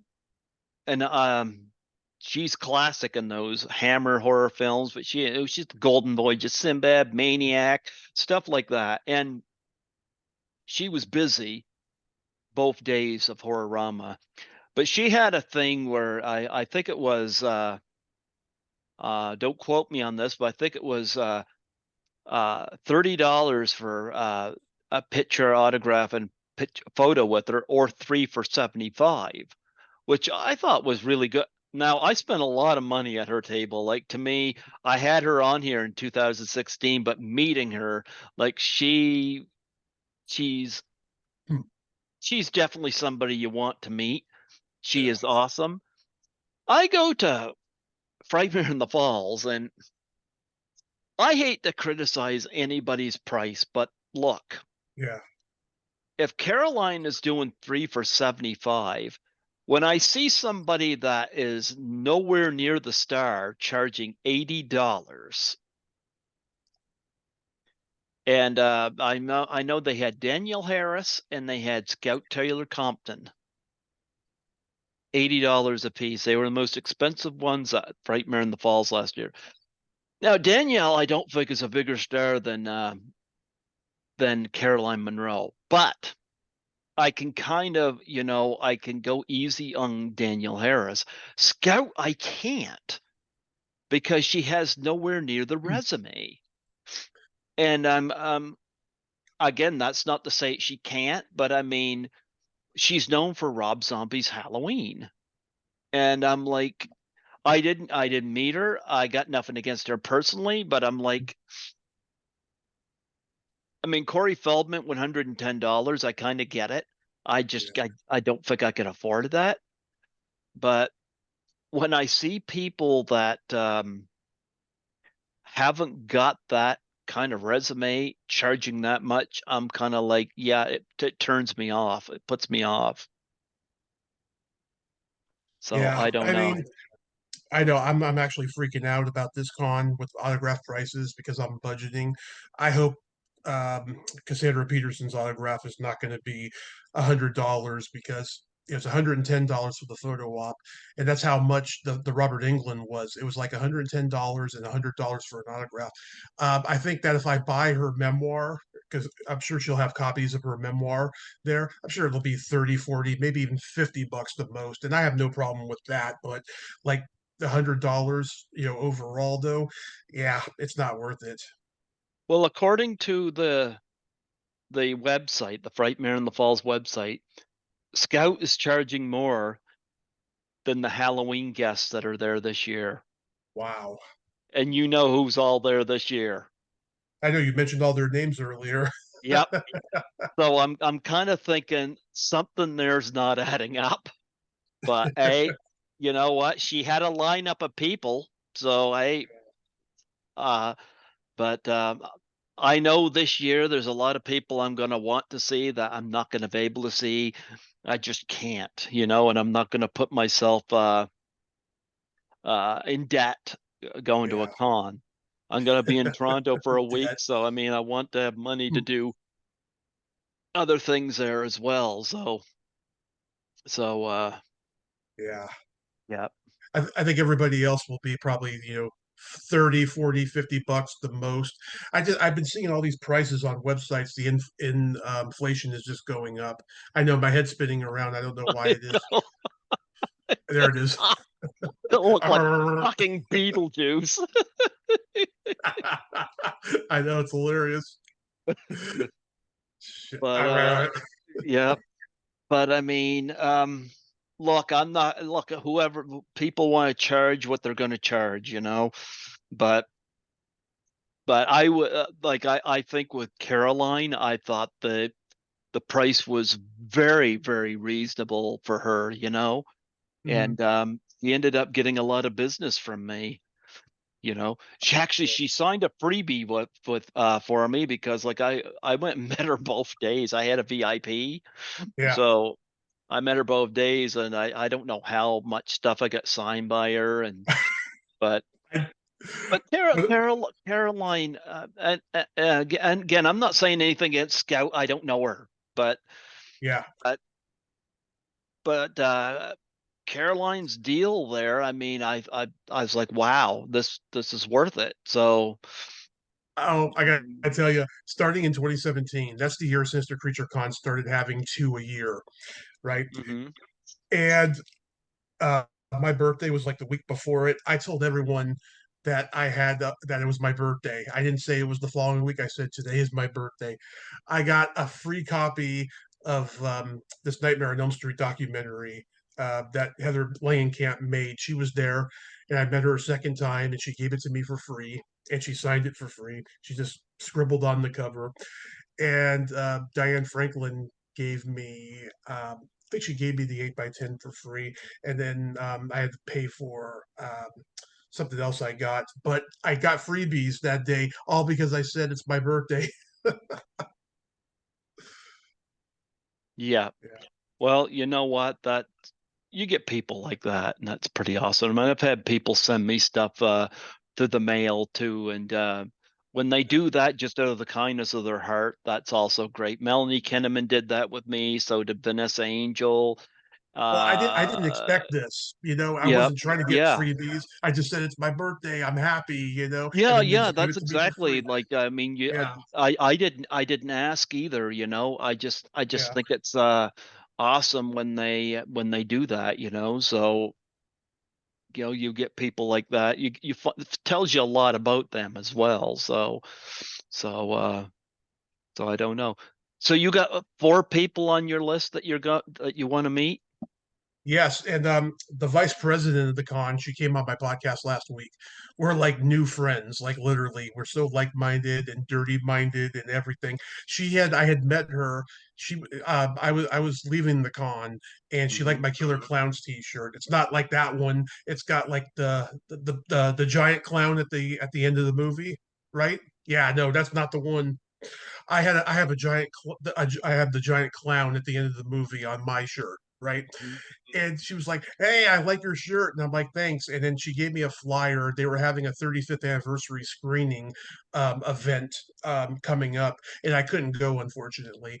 But I was like, "She's cute, and she looks like she'd be really cool." So I mentioned my podcast. She mentioned hers.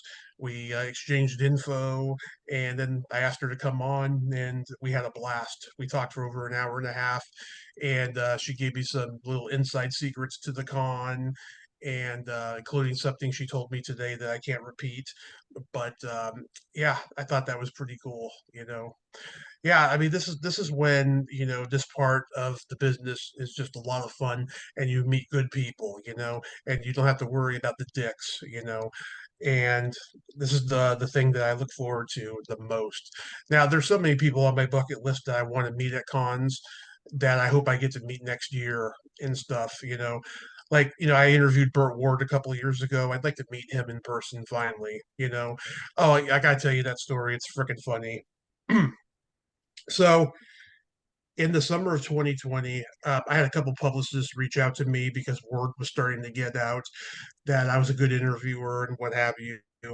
And there's this one guy named Roger. He, I was like trying to get Burt Ward on the show, and finally his wife responded and said, "Contact this guy Roger." Right? Roger gave me some of his other clients later, but um, he we set it up for Burt Ward, and we set it up for a Wednesday. I remember, right? So I called him four times. I remember, and there was no answer. And then I call him one more time, and then he answers. And I told him, this is Tommy calling to do the podcast interview, right? He screams at the top of his lungs, not at me, but at Roger, because Roger has done this before. So he can't do interviews on Wednesday, and he told me a really sad reason why. I can't repeat it, but it brought a tear to my eye. And he said, "How about tomorrow at noon?" And I was like, "Okay, right." And I'm trying so hard not to laugh when he's screaming because at 75 years old, he still sounds like he did when he was 20. So I'm thinking he's gonna say, "I'm not gonna be a pawn in your game, Joker," like he did on the series. And I'm trying so hard not to laugh at it. And then we did the interview. I brought up Linnea Quigley because he did a couple B movies with her and stuff. And you can see he seemed kind of uneasy. I know he doesn't like talking about that period when he was doing B movies in the 80s and 90s, you know. But he was cool. We could easily talk longer, but I had another interview right at one, someone who kept rescheduling on me too and stuff. But it was a nice little moment I had with Burt Ward there. You know, well, at least all you got was a scream, as opposed to "I'm so and so's cousin." Yeah. Greg, you need to let that go, man. You gotta let that go. When you let that go, that's when you can truly heal. Okay. Holy cow. I don't know whether that'll ever truly heal. That was just done me so wrong in so many ways, and wow. But I thank Ted White though for making the connection. It was an honest thing on his end. I just don't know how it became a clusterfuck after that. Yeah. Yeah. But yeah, I mean, I don't know. I don't know why she gave me her time. I don't know why she liked me. I'll never know that. But I just thought that was whole weird. Talking about the hypothermia and saying it didn't exist. That was weird. And Well, it's funny because in the so many people ask I me don't about it know now. I don't know But whether it was in the book. I think it was in the Crystal Lake Memories documentary that Peter Imbracki is part of, yeah, and I think it's there, either there yeah. in the book, but I think it's right there in the right there on screen that she states exactly what Ted White said. So I'm I like, which one is it? Which one is it? I question a lot of things that are said in those documentaries because they were the first ones when this whole horror convention slash documentary craze started. Right, there was a lot of misinformation. Like Tuesday night's supposed to be coming back on soon. We had to reschedule. She was supposed to come on last week on Friday the 13th, even though she's a Freddy girl, not a Jason girl. And in the documentary, they were all saying that she was a diva on set, and she was really hurt by that, and she still does not like that documentary to this day. You know, I think that Lisa Wilcox was definitely the diva because there's a lot of print interviews that the cast did for the 20th anniversary in which they said that, but then all of a sudden they did a weird switcheroo on Tuesday, which I thought was uncalled for because she is far from a diva. She is a sweetheart. I've never had Tuesday on here, but I'll tell you one thing. Going back to the other situation, I'm standing by Ted White on what he said. Mhm. I don't care. I'm standing by him on that. Yeah, But yeah, but nonetheless, I find it funny. Speaking of killer clowns, at yeah. the end of the movie, you get Suzanne Snyder and the other two guys. They get plastered with pies at the end of it. Why didn't they melt away? Because they're acid. That's why they're Yeah, acid pies. but the cup melted away. Why didn't they melt away? Oh, you know why I think so? Why? Because they're the heroes. I think that they're cured. I think that the pies are no longer acid. But I think it was just a little wink, wink, nudge, nudge at the end there. Okay. Who knows? But yeah, but nonetheless, yeah, there was a lot of killer clown stuff. I went to Spirit Halloween Yeah, uh store here. I went in there and they had a lot of killer clown stuff in there. So yeah, yeah, that's not where I got this shirt, mind you, but yeah. I I got got a mine. I got mine at Palooza in 2019. At the last one I went to. Yeah, that was a good show, man. I got to meet Audrey and Seymour in their late 80s, early 90s. Because ask anybody, everyone will tell you I love Little Shop of Horrors, both the original and the remake, and it was just the biggest thrill of my life. And Jackie, I've tried connecting her with you, but she's older now and it's hard to do so, but I've had her on my podcast 3 times and she was wonderful you know yeah. She's never gotten back to me, so but because I've had Dick Miller on, and I know that she's done a lot of stuff with him. So I had Lainey on after he died, and just when I saw her that day with Jackie and Jonathan Hayes, she was just not very nice to me. It bummed me out, really. I was just another guy that interviewed her pretty much you know yeah, I was lucky to get him when. when I did. You know, if I waited Yeah, 5 months, I wouldn't have been able she to. told So I was, she told me that they were busy and he couldn't come on, but then 6 months later, after he died, she was willing to come on. She's like, I'll give you 10 minutes. And I said, how about 20? And she's like, okay, but no promises. And I made her comfortable, so we did 20. We talked about The Graduate near the end there, and I think she got a little frustrated because I was asking her about working on Tales from the Dark Side and stuff. I don't think that was a good experience for her. She worked behind the scenes then. She would have been really pissed probably if I had brought up Chopping Mall because I know that Jim yelled at her when she worked on that movie. oh, I never heard about that. Yeah, Jim told it on like a YouTube panel. If you go on YouTube and see this panel he did with Kelly Maroney, like I don't know, years ago, he talks about it. He said Dick Miller didn't like me because I yelled at his wife because she did the job wrong or something like that. Wow. Yeah, No, I love the fact that Jim Wynorski is so outspoken. He yeah, don't hold back. yeah. Well, what do you have coming up? You got any guests coming up that you want to talk about on here? Oh yes, I got the lead singer of Three Speed. They're the band who did the Once Bitten theme. Jim Carrey movie Once Yep. Bitten. Linda Hmm. Chase is coming on this week. I'm really excited about that. She's a nice lady. We've been Facebook friends for a little while now. Stephanie Dees, who was the little bully girl in the penguin costume in Halloween 4. She's coming on for the 35th anniversary. She is gorgeous now. She still acts too. Oh She's wow. um, she's in Colorado acting and stuff. Um, let's see who else. I got Balsamo coming on next week. James Balsamo. I've got It Yeah, Wants Blood. I got It Wants Blood here. Me and being watched on television by Eric Roberts, which I've never had Eric and I never had his wife on here. I'd love to get them, but nonetheless, I've done 9 Balsamo movies, and James just he's out there. I I'm don't know gonna. how I don't know how his mind operates, but I mean, I like him. I've had him on here 5 times. Well, when I met him, yeah, when I met him at Sister Creature Con back in June, yeah, he had this interesting presence. I felt, but he was cool, talking to him in person there. But we're gonna talk next week. Um, Beatrice Bupley put me in touch with Hal Havens. I got him coming on, and I'm gonna drop that on Halloween.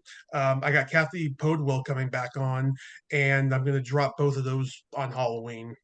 Oh, I had Beatrice on a few months ago. She was Yeah. awesome, awesome. Yes. But Kathy, I had just reached out to. She read the message, but nothing. And I contributed to I'll tell her. Reunion from Hell. So, I'll tell her. Yeah. but I've had a couple of Night of the Demons folks on, Linnea and Amelia Kincaid. So, Oh God, I that experience with Amelia turned me off. That experience, to say that she's offended by the word splat and then saying donate money to my trip to Africa, that was just rude. That was rude. oh wow. Yeah. But Um, let's see who else. I got Rita Montone from The Children coming on. Very rare interview. She was also in Bloodsucking Freaks, the Joel Reed movie. Um, yeah, I got some good people coming up. I got a zombie from Michael Jackson's Thriller coming on. That'll be my first. It would have been my second if Mick Garris had come through a few years ago. Um, yeah, I got good people. I'm trying to get a Night of the Living Dead guest. I mean, because I've had Judith O'Day on, I've had John Russo, I had John Kirch, rest in peace. I wish you could have talked to him. You would have really liked him. Um, I'm trying to get someone from that. I I have John. met Go I ahead. met John Russo, but I've never ever gotten him on here. I'm very happy I got Judith O'Day and I did a George Romero tribute with Suzanne, so that I was happy about. But I've never I got. ever gotten mm, John. I got John Harrison, from the Romero franchise. You had him on. I I got had him him this week. on. That was my introductory to that movie Effects. They screened that at Horrorama that year, and that was Yeah. the first time I'd ever seen that or heard of it. And it was actually kind of an interesting little independent movie, but he's in that, and I bought the Blu-ray off his table. So Yeah. Oh, uh, I want to deep dive Creep Show because I'm the biggest Creep Show fan. You know, um, and he was the screwdriver zombie in Dawn of the Dead, so we'll most definitely talk about that. And Roy Buchanan, my uncle was a huge Roy Buchanan fan. I want to get into all of that stuff. And yeah, I mean, um, I'm curious who do you want from cult movies in 2024 that you would like that's on your bucket list? actually, I'll be frank, I don't have a bucket list anymore, you know. I mean, I'd still love to get PJ Souls. I might make a connection with her at Frightmare in the Falls if if I well, I'm gonna the VIP, so but Well, depends on see. how often I get around. But who else? I don't know. Well, for this year, let's hope you can get me Tracy Savage. That would be fantastic. Um, for 24, oh my God. I found out the guy in Splash, the guy who's one of Eugene Levy's dumbass buddies on that boat, the one who's got those funny lines, we're not twins, or do, do you know where I can, do you know where I can find someone who could take me to the island? There's a guy about 100 miles that way. He's like, wait, 100 miles. How far is that? The guy or the island? I'll find him. That guy. I found out he's on Facebook and he's had a big career since. So I'm going to reach out to him. That guy always made me laugh. I want to get someone from Voyage of the Rock Aliens. I should have brought that up to Michael Berryman when I talked to him in 2020, but it didn't come. It didn't come up. There's this low budget sci-fi movie I used to watch when I was a kid called The Daytime Ended. It was a Charlie Band Empire movie from like 79 or 80. I found out one of the screenwriters is on Facebook, and one of our mutual friends is Jim Wynorski. So I'm going to reach out to him. Yeah. And oh my God, there's a lot of people. I want to see if I can get Brad Fidel. Brad Fidel was the guy who wrote the music for the original Terminator and stuff. His wife is Ann Dusenberry from Jaws too. I would like to get her too. You, She's hot. I speak of bucket. I wouldn't mind getting somebody from Fright Night. I've never had a Fright Night guest. I told you, Jonathan Stark. I think I reached out to him before, but I've never like he was funny in House too. But Oh, I know um, one guy. I know one guy from Fright Night who may be available. Bob Korf. I interviewed his wife. She was in this horror movie called The Black Room, mhm. and Bob is on Facebook. I know that. Okay. Yeah, I love Fright Night. It's my favorite vampire movie, you know. Yeah, one of Um, mine too. and you mentioned Once Bitten, I never Yeah. knew that yeah. Um, I don't Skip know. Lackey is on Facebook. Huh? Skip Lackey, he played one of Jim Carrey's buddies who can't get laid in Once Bitten. Oh, perfect. He's the blonde one. He's on Facebook. He's a funny guy. You should I reach out to liked him. it when they had the freaking glove and they said, "You expect you biting four friends?" Yes, and oh my God. Okay, Carrie Moore of the Moore twins, right? Yeah. She does not remember getting naked in Once Bitten. And when I brought it up to her, they were like, "Oh my God, did I get naked?" I was like, "Yeah, we get to see your beautiful freckled back," and she didn't remember it at all. It was so long ago. Which one? I get the Moore twins mixed up. Which one was Carrie Moore? Well, I mean, they're both identical. So in Friday the 13th, the final chapter, they're both Yeah. brown haired. But Carrie, it's her and some other girl in Once Bitten. Yeah, Carrie's but hair was, which one, which death scene did Carrie have? that's a good question. I can't even tell you off the top of my head. Yeah. Okay. Okay. All right. Um, Yeah, because I'm looking forward. I've only had one set of twins on the show. I had the Materas twins, who are seen at the beginning of Single White Female, and boy, they grew up beautiful. Mhm. But but I gotta I gotta make a point to meet the Moore twins, or as some people call them, the bubblegum. What do they say in the double Oh mint yeah, twins? I the like to double call mint, the double mint. double Yeah. mint twins. But yeah, you mentioned. Gee, what was I going to say? You mentioned, yeah, the guy from Once Bitten. I'd probably be open to that. Did I always Wally found DM you? Did Wally not and yet, Wharton? not Okay. yet. Okay. I always found it weird. Karen Coppins is in Once Bitten. I always found it weird. She's Mhm. tied to a chair, but she has her legs crossed. Why does she have her legs crossed? Well, she's tied to a chair. I never seen that before. I think it was just a visual gag. They were trying to like see if anybody would notice, you know. I found that so funny. Like you can't move, but you get your legs crossed like you're trying to be You, you comfortable. know, my favorite part of the movie is Mm. when they're in the shower. They're trying to see if Jim Carrey's got the bite marks on his dick, and then all of a sudden, everyone notices, and they say something that we can't say right now on Yeah. this podcast, and then later.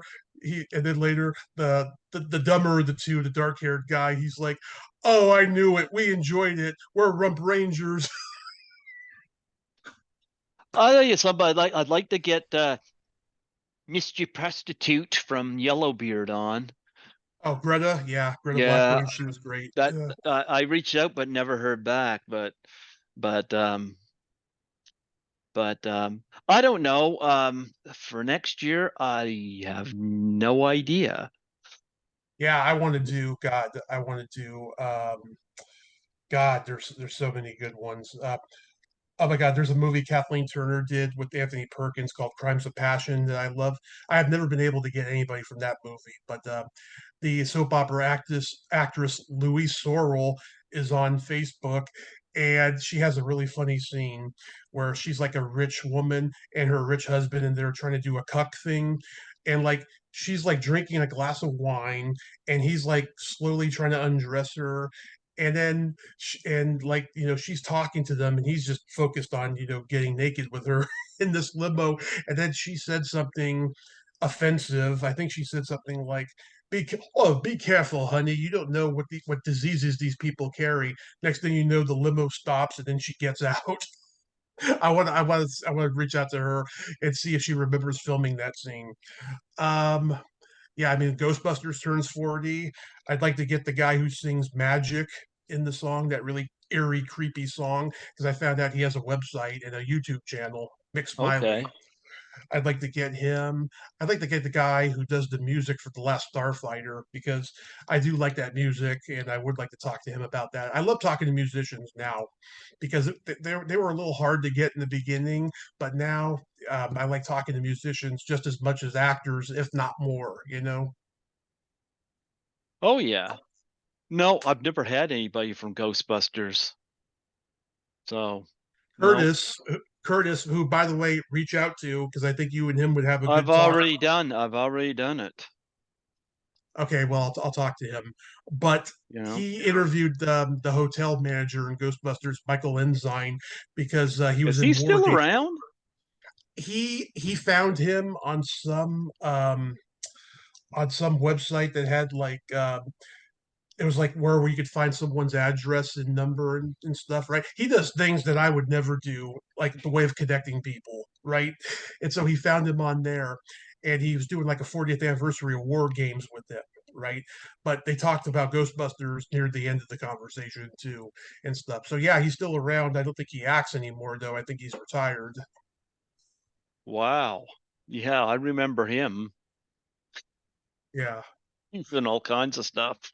Terry Bolo, she was in Ghostbusters outside the hotel, with the crowd of people who like stop and they can't believe the ectomobile, the way it looks and everything. Yeah, you can't see her though; she's so obscured.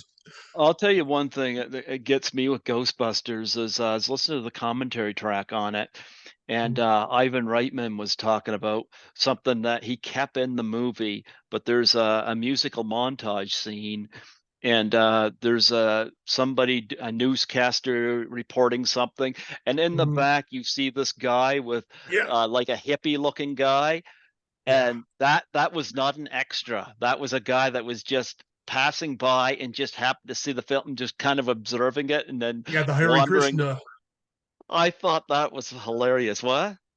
the Hare Krishna is what he is. That's the name of the guy? No, no, that's what he does. Those bald guys in airplane. They wear like the robes and they have like the bald heads. They're called the Hare Krishnas. Oh, well, this wasn't an actor. He wasn't even an extra. He just happened Yeah, to be somebody that right. happened to be seeing it. Those guys are real and stuff. It's not just characters in movies. Those guys were real back in those days. They don't really exist anymore, but back in the day, the Hare Krishnas were popular. They were like these religious guys, that just like wore those robes and they would be chanting, "I'm gonna be, I'm gonna be." Ivan just said, he thought it was so funny they kept it in. So, so, Yeah. but yeah. Um, but I don't know. What else do you have coming up? So yeah, I just got those great episodes. November is going to be good. I got Lynn Carey who sang in Beyond the Valley of the Dolls coming on. She does like one interview a month, and so I was her November one. It's going to be November 1st. I can't wait, and a couple other people, but it's too far to mention at the moment. But yeah, I say reach out to, try Jonathan Stark again or try Bob Korff if you want a Fright Night guest, and yeah, Wally, I'll talk to her. I'll talk to Curtis, and please talk to Tracy Savage because I love her. No, next time I don't talk to her a whole lot, but next Mhm. time I'm communicating with her, absolutely, I'll mention it. So yeah. No, Can I tell Tracy, and can I tell my inspirational story real quick? sure. Yeah, because remember I brought it up, and yeah, I had to make sure that I wanted to do it right at the end. Mm-hmm. So I write this every Christmas Eve on Facebook because it's so inspiring. So when I was homeless and I was living in that shitty place that was like a halfway house, on Christmas Eve, my mom and I went to the movies to see it, Night at the Museum 3, because it was Robin Williams' last movie, and we just loved him. And we cried in the theater and everything like that.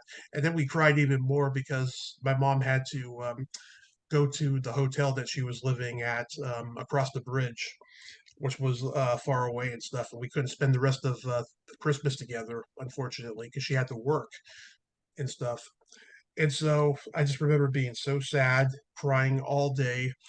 And then my friend Elliot called me up and said, "Hey, you want to meet at the bar down the street?" And I was like, "Sure." And he did something to me. He had done it before, and I just should have been a sign, but he was trying to mooch off of me, and I had very little money. So like he's a hardcore alcoholic to the point where he'll take the whole beer, gulp it down, and say, "Okay, you got the next round." That's what he did to me, and so I was like, "Good night." I left that bar. I had $10 left. I got a tall beer at the liquor store and a couple snacks or something, and I went home and continued crying. And I remember watching Reanimator on YouTube. And I remember hearing like years before that Barbara Crampton lived in San Francisco. And I thought to myself, wouldn't that be so cool to know Barbara Crampton? And I thought to myself, oh, what am I kidding? I'm going to die soon. There's no way I'm ever going to meet her. I really thought I was going to die at that point because my best friend died in a car crash the month before, and mine was just about to happen. So 2 years later, and 2 weeks to the day of Christmas Eve, I am at the Alamo Draft House having a drink with Barbara Crampton at the at the bar there and going to see a screening of the movie Beyond the Gates, which I recommend. It's one of the best horror movies I've seen since the new generation of horror has come. And I always use this as anything is possible. You can have one feeling, one moment, and then something happens the next that is just, it's beyond out of your control. You don't know what your destiny is, right? But I was just like, I was coming back home to that place on the train going, I can't believe it. 2 years ago, I was saying that I was going to die and I was never going to meet Barbara Crampton. And this was the second time I met her in a couple of months. I had met her at a con a few months before that, you know. It was just, it was so surreal, you know. Now, I haven't been able to get her on my podcast, and I know you haven't either, right? That's a whole nother story. But just the fact that I have experienced that is just so profound to me. Yeah. Oh, I thought you had her. No, I've never had No. her on the podcast. Yeah, there's been some weirdness there and stuff, but nothing worth getting into. Okay. No. Well, I'll speak to Tracy Savage and Bless you, Greg. Peter Imbracchi is another one I think you mentioned, and Yeah, Peter's really great as well. But yeah, next time I'm talking to Tracy, I gotta say, she was the one I had the crush on in that in 13 Fanboy, and she's my I find favorite in part three. Yeah, yeah, she was. I always had a crush on her, and I love the fact that she is so cool to me. I love Whereas in part three when the guys, what's his name's like, where are you going? I'm going to take a shower. You should try it sometime. yeah, but I mean, whereas somebody else was kind of rude to me. Actually, a few people from 13 Fanboy were kind of rude to me. But I Yeah, love the fact that she's not, you know, and I appreciate that about her. So yeah, when I'm talking to her next, I'll bring you up and I yeah. appreciate that, Greg. Hmm. And of course, I have to send you off with a couple of jokes. Oh yeah, absolutely. Okay, why do blondes write TGIF on their shoes? Why? Toes go in first.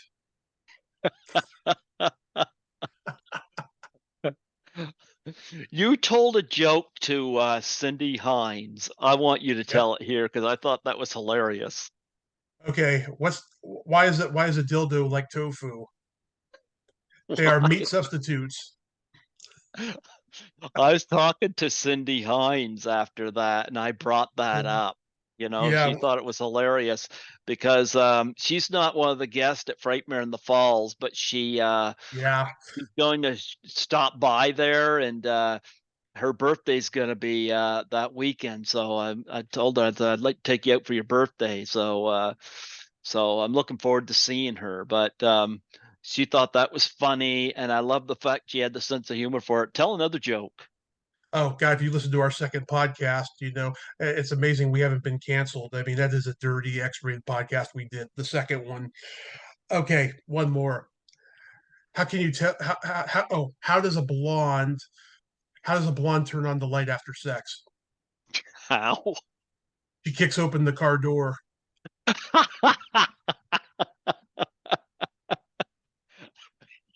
I'll be here all week.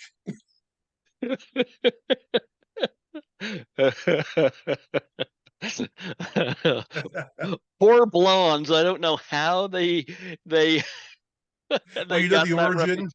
do you know the origin of the blonde joke? No, I don't. During the women's lib movement, there was a lot of women protesting, these corporations for being sexist and so forth, right?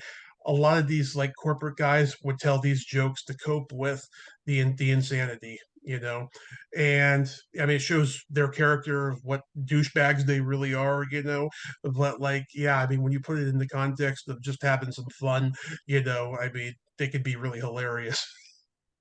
Do you ever hear the one about um the blonde that got her head stuck in the steering wheel? I know this one, but tell me again. She was trying to blow the horn. Right. I love it. Oh my god. I don't know who told me that one, but I thought it was hilarious. I did stage crew in high school, and me and the other prop girl, we used to tell each other these jokes just to break up the monotony because we heard the same songs over and over again during rehearsal and the actual performances. So this is what we did. We would just tell these jokes. Yeah. Well, Tommy, it was great to have you on here tonight, and Absolutely, Greg. yep, yep. And as usual, if you want to do a plug for my show, Absolutely. Hey, dudes, Tommy Throwback Kovac here, the host of Splat From the Past, and you are listening to Greg Gilbert, the Python Hyena. Totally radical to infinity.